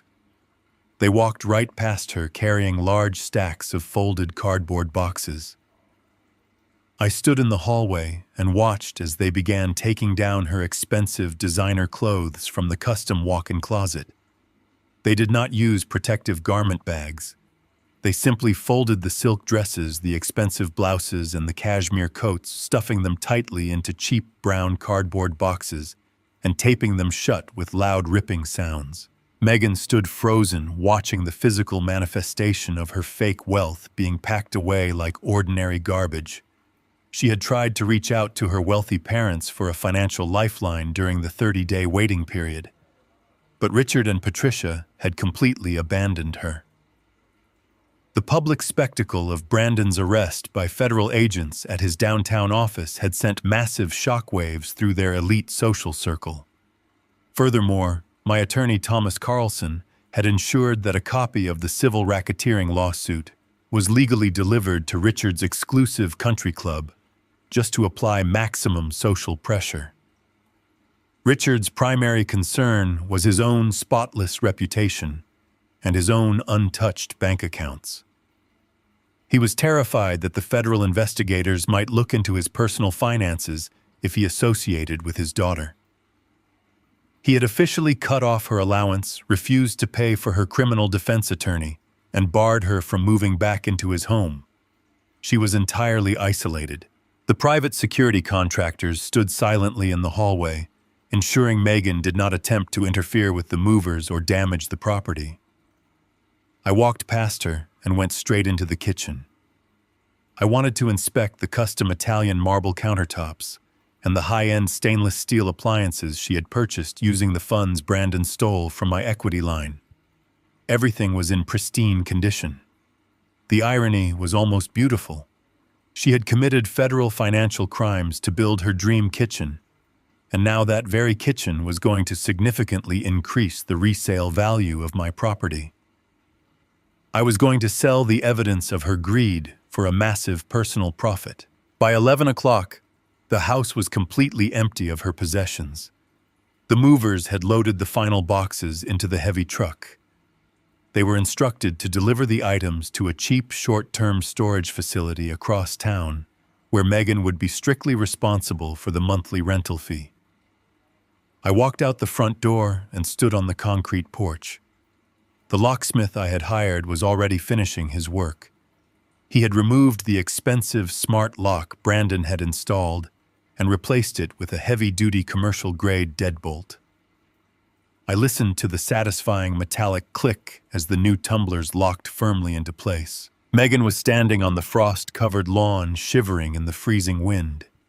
She had sent the children to stay with her sister for the day, avoiding the traumatic sight of the eviction. She stood completely alone, clutching a single leather purse against her chest. She watched the locksmith hand me the brand new set of brass keys. The silence between us was heavy and absolute. She looked at the empty driveway where her repossessed white luxury vehicle used to sit. She looked at the imposing security guards standing near my truck. Finally, she turned her eyes toward me. The venom was still there, buried under deep layers of absolute panic and total defeat. "Where are we supposed to go?" she spat, her voice trembling with cold and suppressed rage. You are putting the mother of your grandchildren out on the street in the middle of winter. You are a monster, Doug. You destroyed your own family just to prove a point. I looked at her standing on the dead winter grass. I did not feel like a monster.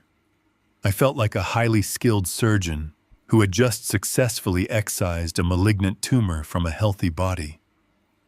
I stepped down from the porch and walked halfway down the paved walkway, stopping a few feet away from her. You destroyed this family the moment you viewed me as an automated teller machine rather than a human being. I replied, my voice completely calm and devoid of any sympathy. You chose to live off stolen bank funds. You chose to extort me using my innocent grandchildren as leverage. And I recall a very specific text message you sent me on Christmas Eve. I paused, letting the freezing wind whip around us, carrying the absolute weight of my words. You and Brandon told me you needed space as a family, I reminded her, repeating the exact phrase that had initiated this entire sequence of destruction. You told me I had not earned the right to sit with you. I am simply honoring your request, Megan. I am giving you permanent space. Now you have the entire world to explore. Get off my property. A sleek black sedan pulled up to the curb just behind her. A woman in a sharp professional business suit stepped out holding a leather portfolio. It was Sarah, the elite real estate agent I had contacted 2 weeks ago. I walked right past Megan, completely ignoring her presence, and approached the agent. I handed Sarah the brand new set of brass keys. I told her the house was empty, clean, and ready to be listed on the market immediately. Sarah smiled professionally and thanked me openly, admiring the curb appeal and the lucrative potential of the property. Megan finally realized she was completely invisible. The power dynamic had shifted so entirely that she did not even warrant a closing argument or a parting insult. She was trespassing on a property that was about to be sold for a massive profit. She pulled out her cell phone and ordered a cheap rideshare service because she had absolutely no other way to leave the neighborhood. I stood with the real estate agent, discussing the listing price and the interior staging process, while Megan waited silently on the curb. 10 minutes later, a battered economy car pulled up. She opened the back door, slid inside, and the car drove away, disappearing down the quiet suburban street. The asset was finally liquidated. The parasite was permanently detached. 3 days after the eviction, I was sitting in my living room reading a structural engineering journal when a knock sounded at my front door. It was not a frantic pounding like Brandon's earlier visit. It was the sharp, professional knock of a county process server. I opened the door and was handed a thin white envelope. I did not need to open it to know what it was. Megan had launched her final desperate strike. She had realized her financial access was permanently severed and her housing was gone, so she fell back on the only weapon she had left in her arsenal. She filed an emergency custody order and a petition for a restraining order against me. I walked back to my kitchen counter and read through the legal documents. The petition was a masterpiece of fabricated victimhood.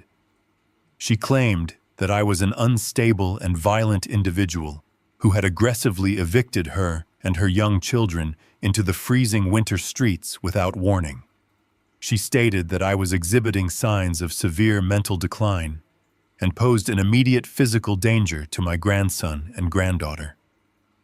She was requesting the court to permanently ban me from any contact with the children and asking for emergency financial child support to be extracted directly from my retirement accounts since I had allegedly rendered them homeless. It was a completely unhinged attempt to use the family court system to bypass the federal racketeering lawsuit Thomas Carlson had filed against her. I did not feel anger as I read her lies.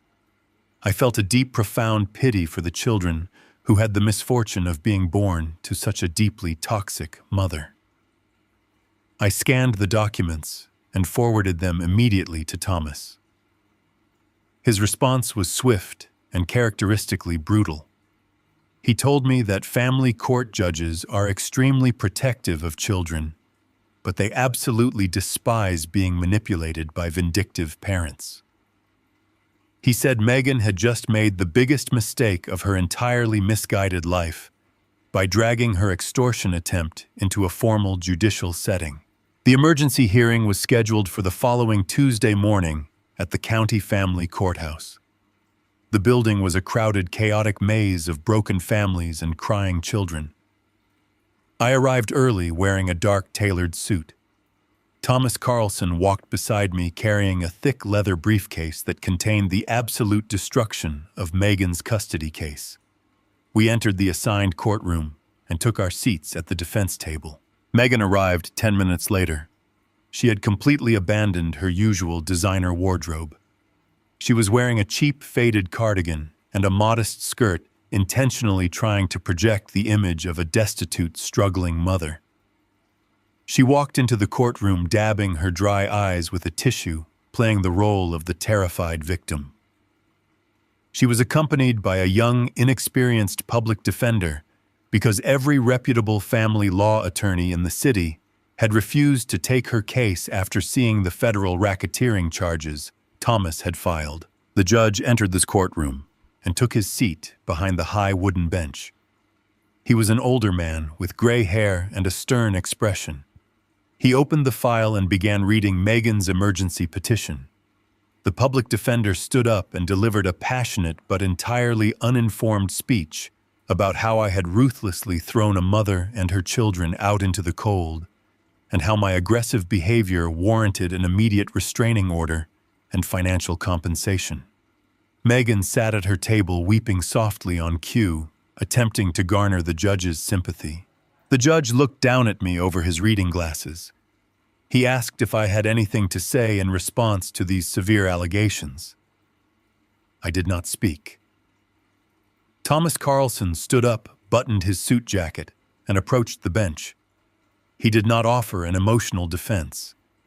He offered cold, hard, undeniable facts. Thomas handed the judge a sealed folder containing the formal police reports, the active federal indictments against Brandon, and the documented proof of Megan's complicity in laundering the forged bank funds. Thomas calmly explained to the court that the plaintiff was not a destitute victim, but a highly documented extortionist who was currently under investigation by federal authorities for financial crimes. He explained that the eviction was not an act of sudden violence, but a legally executed removal of month-to-month tenants who had stolen $150,000 from my property. The young public defender looked completely panicked, frantically whispering to Megan, who was suddenly sitting rigidly in her chair. But Thomas was not finished. He reached into his briefcase and produced a small digital audio player. He asked the judge for permission to submit an audio recording directly into the official court record. The judge granted the request. Thomas pressed a button, and Megan's own voice echoed through the quiet courtroom. Every single word of her previous phone call was played in high-definition audio. The judge heard her demand that I sign over a $600,000 house. He heard her explicitly threaten to kidnap my grandchildren and move to California if I refused to pay her ransom. He heard the venom and the absolute calculated malice in her tone. The transformation on the judge's face was immediate and terrifying. The sympathetic expression he had worn while reading her initial petition completely vanished, replaced by a look of absolute, sheer disgust. He slammed his hand down on the desk, silencing the young public defender who was trying to object. The judge looked directly at Megan. He did not just dismiss her emergency petition, he completely dismantled her character on the official court record. He told her that in his 30 years on the bench, he had rarely heard such a blatant and disgusting attempt to weaponize innocent children for financial gain. He stated that she had committed perjury by filing a false affidavit and that he was forwarding the audio recording to the district attorney's office for additional extortion charges, but the judge did not stop there. The primary concern of the family court is the safety and well-being of the minor children. The judge noted that the father was currently sitting in a federal holding cell awaiting trial for bank fraud. He noted that the mother was unemployed facing civil racketeering charges and had just been caught on tape threatening to illegally flee the jurisdiction. He declared that neither parent was currently fit to maintain physical custody of the children. The courtroom doors opened and a woman walked down the center aisle. It was Rachel Megan's older sister. I had contacted Rachel earlier in the week. Unlike Megan, Rachel was a deeply sensible, hardworking woman who had always despised her sister's extreme vanity and materialism. Rachel lived a quiet life in the suburbs and had a wonderful relationship with my grandchildren. Thomas had secretly filed a concurrent petition shown for temporary guardianship on Rachel's behalf before the hearing even began. The judge reviewed Rachel's background check and employment history. Without hesitation, he signed the emergency order granting temporary full custody of my grandson and granddaughter to Rachel. Megan let out a loud, dramatic wail of protest, but the bailiff immediately stepped forward, ordering her to remain silent or face contempt of court. She had tried to use her children to steal a house, and as a direct result, she had lost her children entirely. Following the hearing, I met with Rachel in the hallway outside the courtroom. She hugged me tightly, thanking me for protecting the kids from the toxic environment her sister had created. I told Rachel that I was going to ensure the children never lacked for anything. But I was going to do it on my own terms, without any interference. We sat down on a wooden bench, and I outlined the new financial arrangement. I was not going to hand Rachel a blank check because I knew Megan would eventually try to manipulate her sister into sharing the cash. Instead, I contacted the prestigious private academy my grandchildren attended.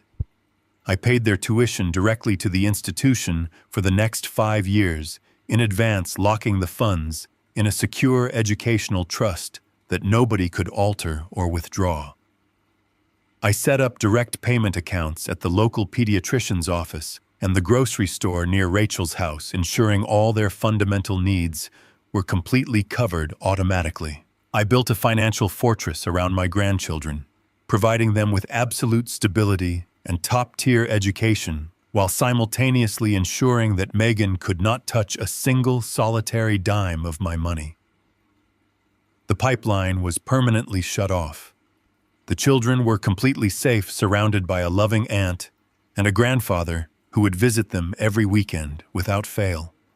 And the parasites who had tried to consume my life were left out in the cold, entirely starved of the resources they had so arrogantly taken for granted. It was a quiet Thursday afternoon in late February. The snow was finally beginning to melt outside my living room window. I was sitting in my favorite armchair, reading a historical biography and enjoying the profound silence of my home. The chaotic noise that had defined the past 2 months was entirely gone. Then the landline phone on my side table began to ring. I rarely received calls on that number anymore. I picked up the receiver and brought it to my ear. An automated female voice echoed through the speaker. It informed me that I was receiving a collect call from an inmate at the county correctional facility. It asked me to press 1 to accept the charges. I sat perfectly still for a moment. I knew exactly who was on the other end of that line. I pressed the button, and the automated voice disappeared, replaced by a heavy, hollow static. "Dad, are you there?" a voice whispered. It was Brandon. But it did not sound like the arrogant man who had stood on my front porch in a custom tuxedo demanding I unfreeze a platinum credit card. It did not sound like the senior project manager who confidently led meetings in glass boardrooms. It sounded like a terrified, broken child. The sheer panic in his tone vibrated through the telephone wire. The reality of the concrete walls and the steel bars had completely crushed whatever remaining pride he had left. "I am here," I replied, my voice completely flat and devoid of any comforting warmth. "Dad, it is a nightmare in here," he sobbed. The The sound of his weeping was pathetic, echoing against the loud background noise of the busy jail block. I have been in this holding block for weeks. The food is terrible. The guards treat us like animals. I cannot sleep. You have to help me get out of here. You have to make this stop. I listened to his desperate pleas without interrupting. He was still waiting for the magical bailout. He had spent his entire life making terrible decisions and expecting me to sweep in with my checkbook and fix the consequences. He had not yet realized that the bank of second chances was permanently closed. I cannot make it stop, Brandon, I told him simply. You initiated this sequence of events. The federal government is in control now. He took a ragged breath, trying to compose himself. My public defender met with the federal prosecutor this morning, he said, his voice shaking. The evidence you and your lawyer handed over is too strong. They have the computer logs from the architectural firm. They have the forged bank documents. My lawyer told me that if we take this to trial, the judge will make an example out of me and give me 10 years for the cyber intrusion alone. But the prosecutor offered a plea deal. He paused, waiting for me to ask about the deal. I remained completely silent, forcing him to fill the dead air. They offered me 4 years, Brandon finally choked out. 4 years in a federal facility. Dad, I cannot survive 4 years in prison. I will lose my mind. But my lawyer said there is one possible way out. He said if the primary victim formally requests leniency and drops all civil litigation tied to the financial damages, the judge might be persuaded to reject the prosecutor's recommendation and reduce the sentence to strict probation and community service. He was asking me to drop the civil racketeering suit. He was asking me to walk into a federal courtroom and tell the judge that the man who tried to steal my house and drain my life savings was not actually a threat to society. He wanted me to absolve him of the financial devastation he had caused, so he could walk out of that jail cell and go back to pretending he was a victim of circumstance. Please, Dad. He begged, his voice breaking into a high-pitched whimper. I know I messed up. I know I took you for granted. But I am your son. You cannot let them lock your only son in a cage. Please just drop the suit. Save me this one last time. I closed my eyes and leaned back in my armchair. I thought about the thousands of hours I had worked over the decades, sacrificing my own comfort to ensure he had a good life. I thought about the text message telling me to celebrate Christmas entirely alone because I was not worthy of sitting at his table. I thought about the absolute coldness in his eyes when he forged my name. An engineer understands that you cannot build a stable future on a foundation of lies. If you ignore a massive structural failure simply because it is difficult to look at the entire building, will eventually collapse and kill everyone inside. Brandon was a massive structural failure, and I was done pretending otherwise. You ceased being my son the moment you forged my name to steal my future, I said softly. My voice was calm, but it carried the heavy weight of absolute finality. You stopped being family the moment you looked at the father who gave you everything and saw nothing but an account balance to be drained. Dad, please do not say that he cried.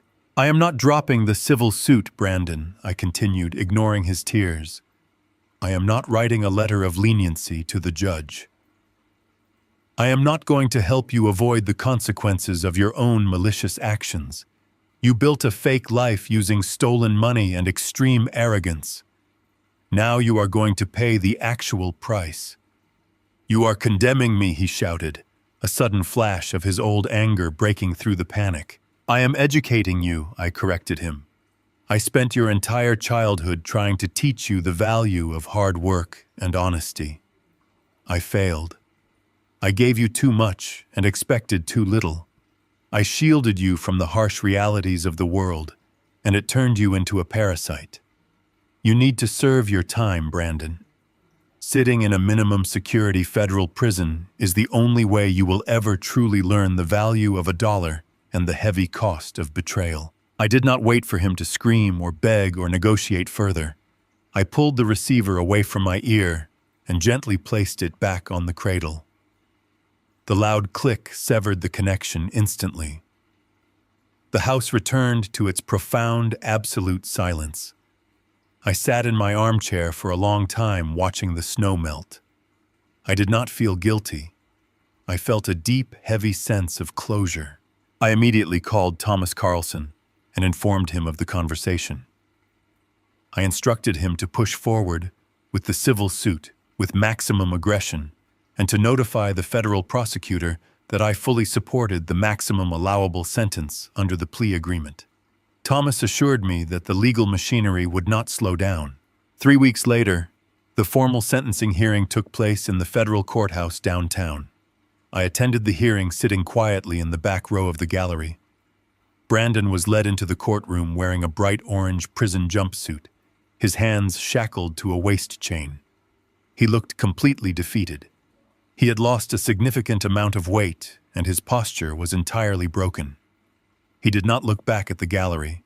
He kept his eyes fixed firmly on the wooden floor. The federal judge reviewed the plea agreement. He noted the severity of the crimes, the abuse of corporate networks, and the absolute betrayal of a vulnerable family member. The judge did not mince words. He called Brandon's actions a textbook example of unchecked greed and complete moral bankruptcy. Because I refused to drop the civil litigation, the massive financial restitution demands remained entirely intact, preventing any possibility of a suspended sentence or probation. Brandon verbally accepted the plea deal, his voice a barely audible whisper into the courtroom microphone. The judge struck the heavy wooden gavel against the sounding block. He formally sentenced Brandon to 48 months in a minimum security federal correctional facility, followed by 5 years of supervised release and mandatory financial restitution. The bailiffs stepped forward and took Brandon by the arms. As they turned him around to lead him back to the holding cells, he finally lifted his head and looked toward the back of the courtroom. Our eyes met for a fraction of a second. I did not offer him a reassuring nod. I did not show any signs of sorrow. I simply looked at him with the cold, detached observation of a man watching a demolished building finally settle into the dust. The heavy oak doors of the courtroom swung shut behind him, closing the book on that chapter of my life. He was gone. The parasite had been completely removed from the host. He had 4 entire years to sit in a concrete cell and think about the Christmas dinner he refused to let me attend. And I had the rest of my life to enjoy the absolute peace I had finally secured. Spring arrived in the city, melting away the bitter snow that had defined the most chaotic winter of my life. The harsh weather that had frozen my family dynamic was completely replaced by blooming trees and a rapidly heating real estate market. The Elm Street house had been entirely emptied of Megan's cheap cardboard boxes and professionally scrubbed from top to bottom. I hired a landscaping crew to clean up the front yard and a staging company to bring in neutral modern furniture. When Sarah, the real estate agent, called me on a Tuesday morning to announce that the listing was officially live on the regional market, I drove past the property one last time. The white luxury sport utility vehicles were gone. The palpable arrogance that used to seep from the windows had been entirely washed away. It was no longer a fortress of entitlement. It was just a building now. It was a $600,000 asset built on my credit and ironically upgraded by their criminal greed.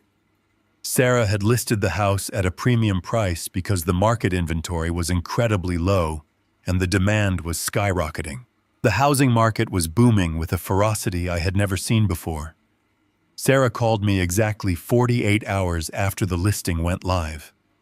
Her voice was buzzing with professional excitement. We had 25 private showings scheduled in the first 2 days alone. She told me the primary selling point driving the massive interest was the custom Italian marble kitchen. I listened to her explain how prospective buyers were falling in love with the imported countertops and the high-end stainless steel appliances. The sheer irony of the situation provided a quiet, satisfying hum in the back of my mind. The very kitchen Megan had relentlessly bragged about, the exact kitchen Brandon had committed federal bank fraud to build, was now driving a massive bidding war that would exclusively benefit my personal bank account. By the fourth day on the market, we received 7 highly competitive offers. Sarah forwarded the digital portfolio of bids to my secure email. Several of the offers were from massive corporate investment firms looking to turn the property into a high-priced rental unit. They were offering cash and rapid closing timelines.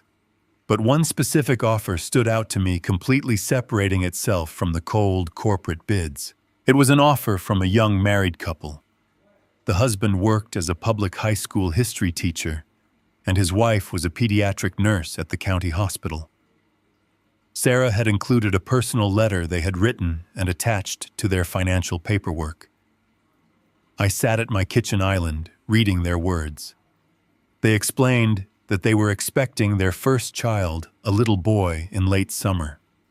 They wrote about how they had been diligently saving their money for 7 long years, driving old cars and skipping vacations just to afford a down payment on a home in a safe neighborhood with a good school district.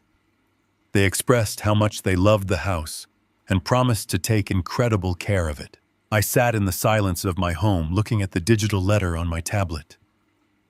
I thought about Megan standing in that grand foyer, demanding I hand her the deed for absolutely nothing. I thought about the sheer unearned entitlement of my son, who believed he was too important to save his own money. And then I looked at this young, hard-working couple who were doing everything right. They were offering slightly less money than the highest corporate investor, but I absolutely did not care. I picked up my phone and called Sarah. I instructed her to reject the corporate cash and accept the offer from the teacher and the nurse immediately. I wanted a real family inside those walls. I wanted a family that actually understood the value of hard work, honest sacrifice, and genuine gratitude. The closing process took exactly 30 days. I sat in the polished glass conference room of a downtown title company, reviewing the final transfer documents. There were no forged signatures this time.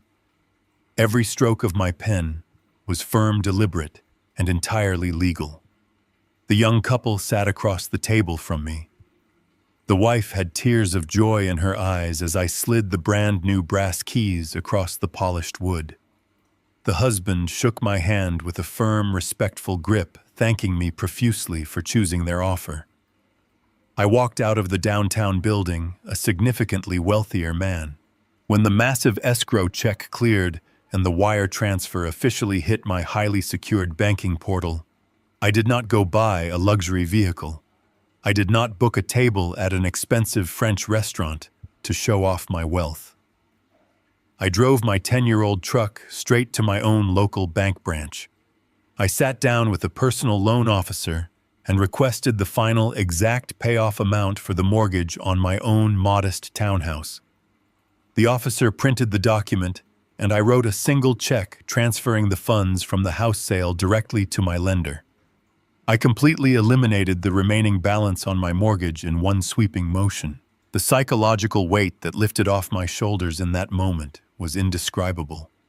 I was now entirely debt-free. I owned my home completely outright. My Vanguard retirement portfolio was fully secured, locked behind biometric firewalls, and rapidly growing in the booming market. I owed absolutely nothing to anyone, and no one on this earth had the leverage to demand anything from me ever again. Months passed in a quiet, peaceful blur. The seasons changed, turning the blazing heat of summer into the crisp, golden chill of autumn. And then the snow returned. It was approaching late December. Almost an entire year had passed since I stood in the hobby shop, holding a toy train and reading the group text message that destroyed my family. I walked through the empty rooms of my townhouse on a quiet Tuesday evening. When Diane first passed away, the silence in this house used to feel incredibly heavy and oppressive. It used to feel like a constant, painful reminder of everything I had lost and the loneliness stretching out before me. Then during the brutal months of the war with Brandon and Megan, the silence felt like a tactical bunker where I plotted my legal survival. But tonight, walking across the hardwood floors with a warm cup of coffee in my hand, the silence felt entirely different. It felt liberating. It felt like walking out of a dark tunnel and breathing pure, clean oxygen after spending years trapped in a room filled with toxic smoke. The malignant elements had been surgically removed from my life with absolute precision. Brandon was currently wearing an orange jumpsuit, serving his 4-year sentence in a federal facility miles away. Megan was legally paralyzed, stripped of her leverage, living in a tiny apartment, and fighting her own massive legal battles. My grandchildren were thriving in the loving care of their Aunt Rachel, entirely funded by the impenetrable educational trust I had established. My duty as a provider and a protector was completely fulfilled. I walked into my master bedroom and pulled a single leather suitcase from the top shelf of my closet. I laid it open on the bed. I did not pack formal custom suits or expensive silk ties to impress anyone. I packed comfortable casual clothes, durable walking shoes, and a pair of dark sunglasses. I placed my passport into the zippered compartment. I did not need a massive wardrobe because I was no longer playing a role for an ungrateful audience. It was December 20th. The exact anniversary of the week my life was completely upended. I zipped the leather suitcase shut and set it by the front door. I put on my heavy winter coat and looked around the quiet, perfectly secure sanctuary I had built for myself. The house was paid for. The family was safe. The parasites were gone. I turned off the living room lights and locked the heavy deadbolt behind me. I walked out into the freezing winter night, stepping into the waiting car I had hired to take me to the airport. I had a flight to catch and a massive, beautiful world waiting to be explored. Exactly 365 days have passed since I stood in that brightly lit hobby shop, holding a toy train and staring at a glowing screen. Today is December 25th. I am not in Chicago. I am not looking out my window at a snow-covered driveway or a dead frozen lawn.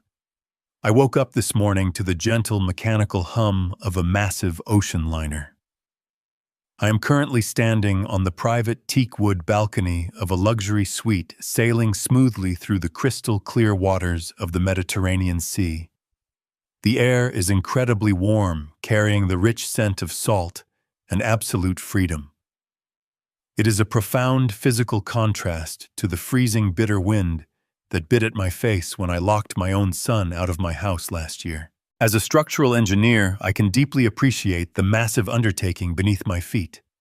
Thousands of tons of steel are perfectly balanced, displacing water and moving forward with absolute purpose. There is no wasted energy. Every single component serves a specific necessary function. That is exactly what my life has become. I stripped away the rot, I removed the failing load-bearing pillars, and I reinforced the foundation of my own existence. I am holding a ceramic mug of dark roasted coffee. My cell phone is resting face up on the small glass table next to my chair. For decades, that small rectangular device was an instrument of psychological torture. It was a digital leash. It used to buzz constantly with manufactured emergencies, sudden demands for cash, arrogant complaints about my behavior, and venomous insults disguised as family updates. I used to feel a spike of anxiety every time the screen illuminated. But this morning, the phone is completely silent. There are no frantic calls about a declined credit card at an expensive French restaurant. There are no extortion threats demanding $5,000 in ransom. There is only peace. I picked up the device and tapped the screen. There was only one notification waiting for me. It was a message from Rachel Megan's sensible sister. I opened the application.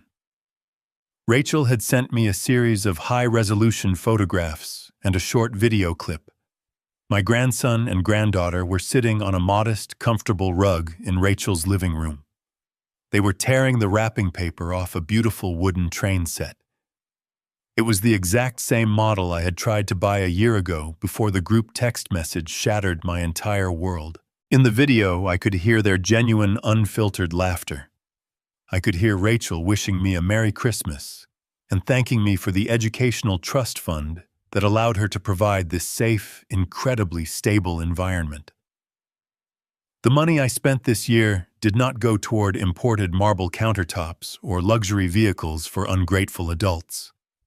It went directly to the absolute foundation of my grandchildren's future. The financial fortress I built was operating perfectly. The parasites were starved, and the innocent were entirely protected. I set the phone back down on the glass table and looked out at the endless blue horizon. The sun was just beginning to rise, casting a brilliant golden light across the rolling water. I allowed myself a brief moment to think about the man who used to be my son.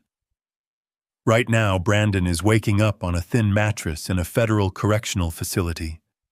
He is likely wearing standard-issue clothing and eating a heavily rationed breakfast from a metal tray. He is surrounded by concrete walls and iron bars.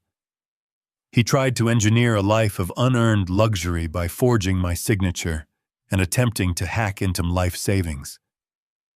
He believed his arrogance made him untouchable, but gravity always wins. He built his tower leaning entirely too far over the edge, and when I simply stepped out of the way, the entire structure collapsed, exactly as physics dictated. I feel absolutely no guilt about his current location. Guilt implies you did something wrong. I did everything right. I stopped enabling a criminal, and Megan is facing her own grim reality.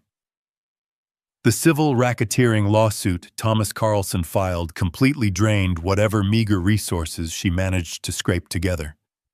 The federal authorities scrutinized every single check she ever signed laundering my stolen money. She thought she was a master manipulator playing chess with an old fool.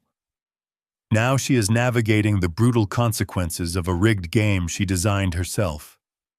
She wanted a $600,000 house in exchange for basic human decency.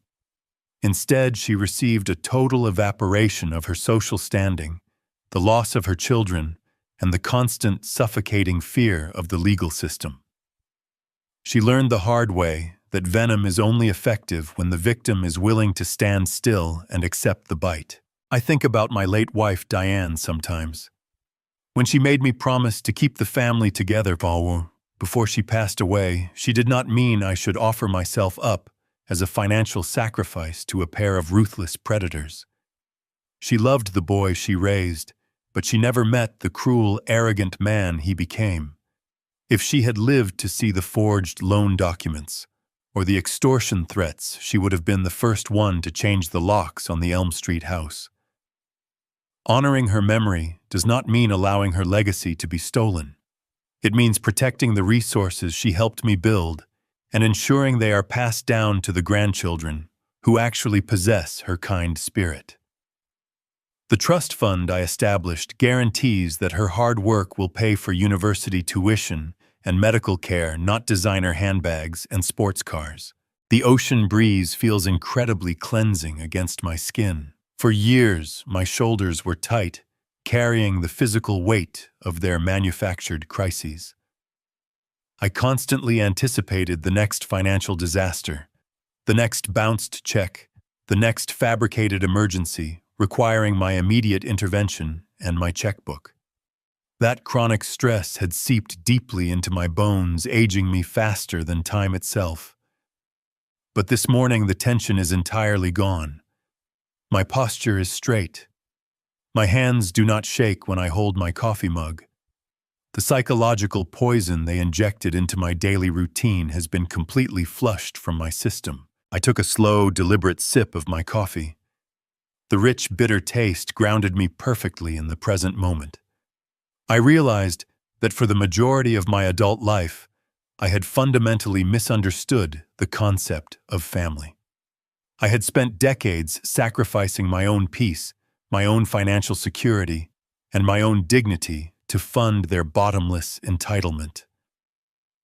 I had mistakenly believed that if I just gave them enough money, if I just absorbed enough of their disrespect, I could somehow purchase their love. I had confused pure extortion with familial duty.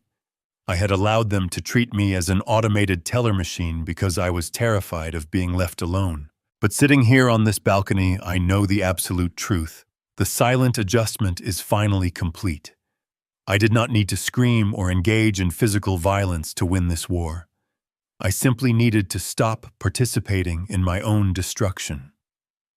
I audited the accounts, I secured the legal representation, and I executed a systematic, complete withdrawal of my resources. I protected my legacy from a hostile takeover. I secured my grandchildren's true future without allowing their mother to touch a single dime. Most importantly, I reclaimed my own dignity. I looked down at the deep blue water churning white against the massive hull of the ship. We are moving steadily toward a brand new port of call, a city I have never seen in a country I have never visited. That is the beauty of this new horizon. The map is completely open. I am not tied down to a mortgage on a house I am not allowed to visit. I am not legally bound to a luxury vehicle I do not drive. My wealth is entirely my own to use as I see fit. I plan to spend the next decade traveling, learning, and enjoying the fruits of a lifetime of honest labor. I will visit Rachel and the children frequently, being the grandfather I always wanted to be, entirely on my own terms. I raised my ceramic mug toward the golden horizon, saluting the rising sun and the vast, beautiful ocean. Real family is not defined by shared blood or matching last names. Blood is merely a biological accident. Real family is defined by mutual respect, unwavering loyalty, and basic human decency. And the most vital lesson I learned over this past year of warfare is that you cannot demand respect from others until you are completely willing to enforce it yourself. Respect. I finally understood, begins entirely with you. The ultimate lesson here is that blood relation does not guarantee loyalty, nor does it excuse financial and emotional abuse. For decades, Douglas confused financial enabling with fatherly love, allowing his son to mutate into an entitled parasite. True family is never an unconditional ATM. It is built entirely on mutual respect and accountability. When you allow toxic people to repeatedly cross your boundaries, you are not keeping the peace, you are funding your own destruction. Sometimes the most profound act of self-preservation is to completely sever the cord, step aside, and let arrogant people face the brutal consequences of their own actions. Hit subscribe and let us know in the comments below if you have ever had to execute your own silent adjustment to cut off a toxic family member and permanently reclaim your peace.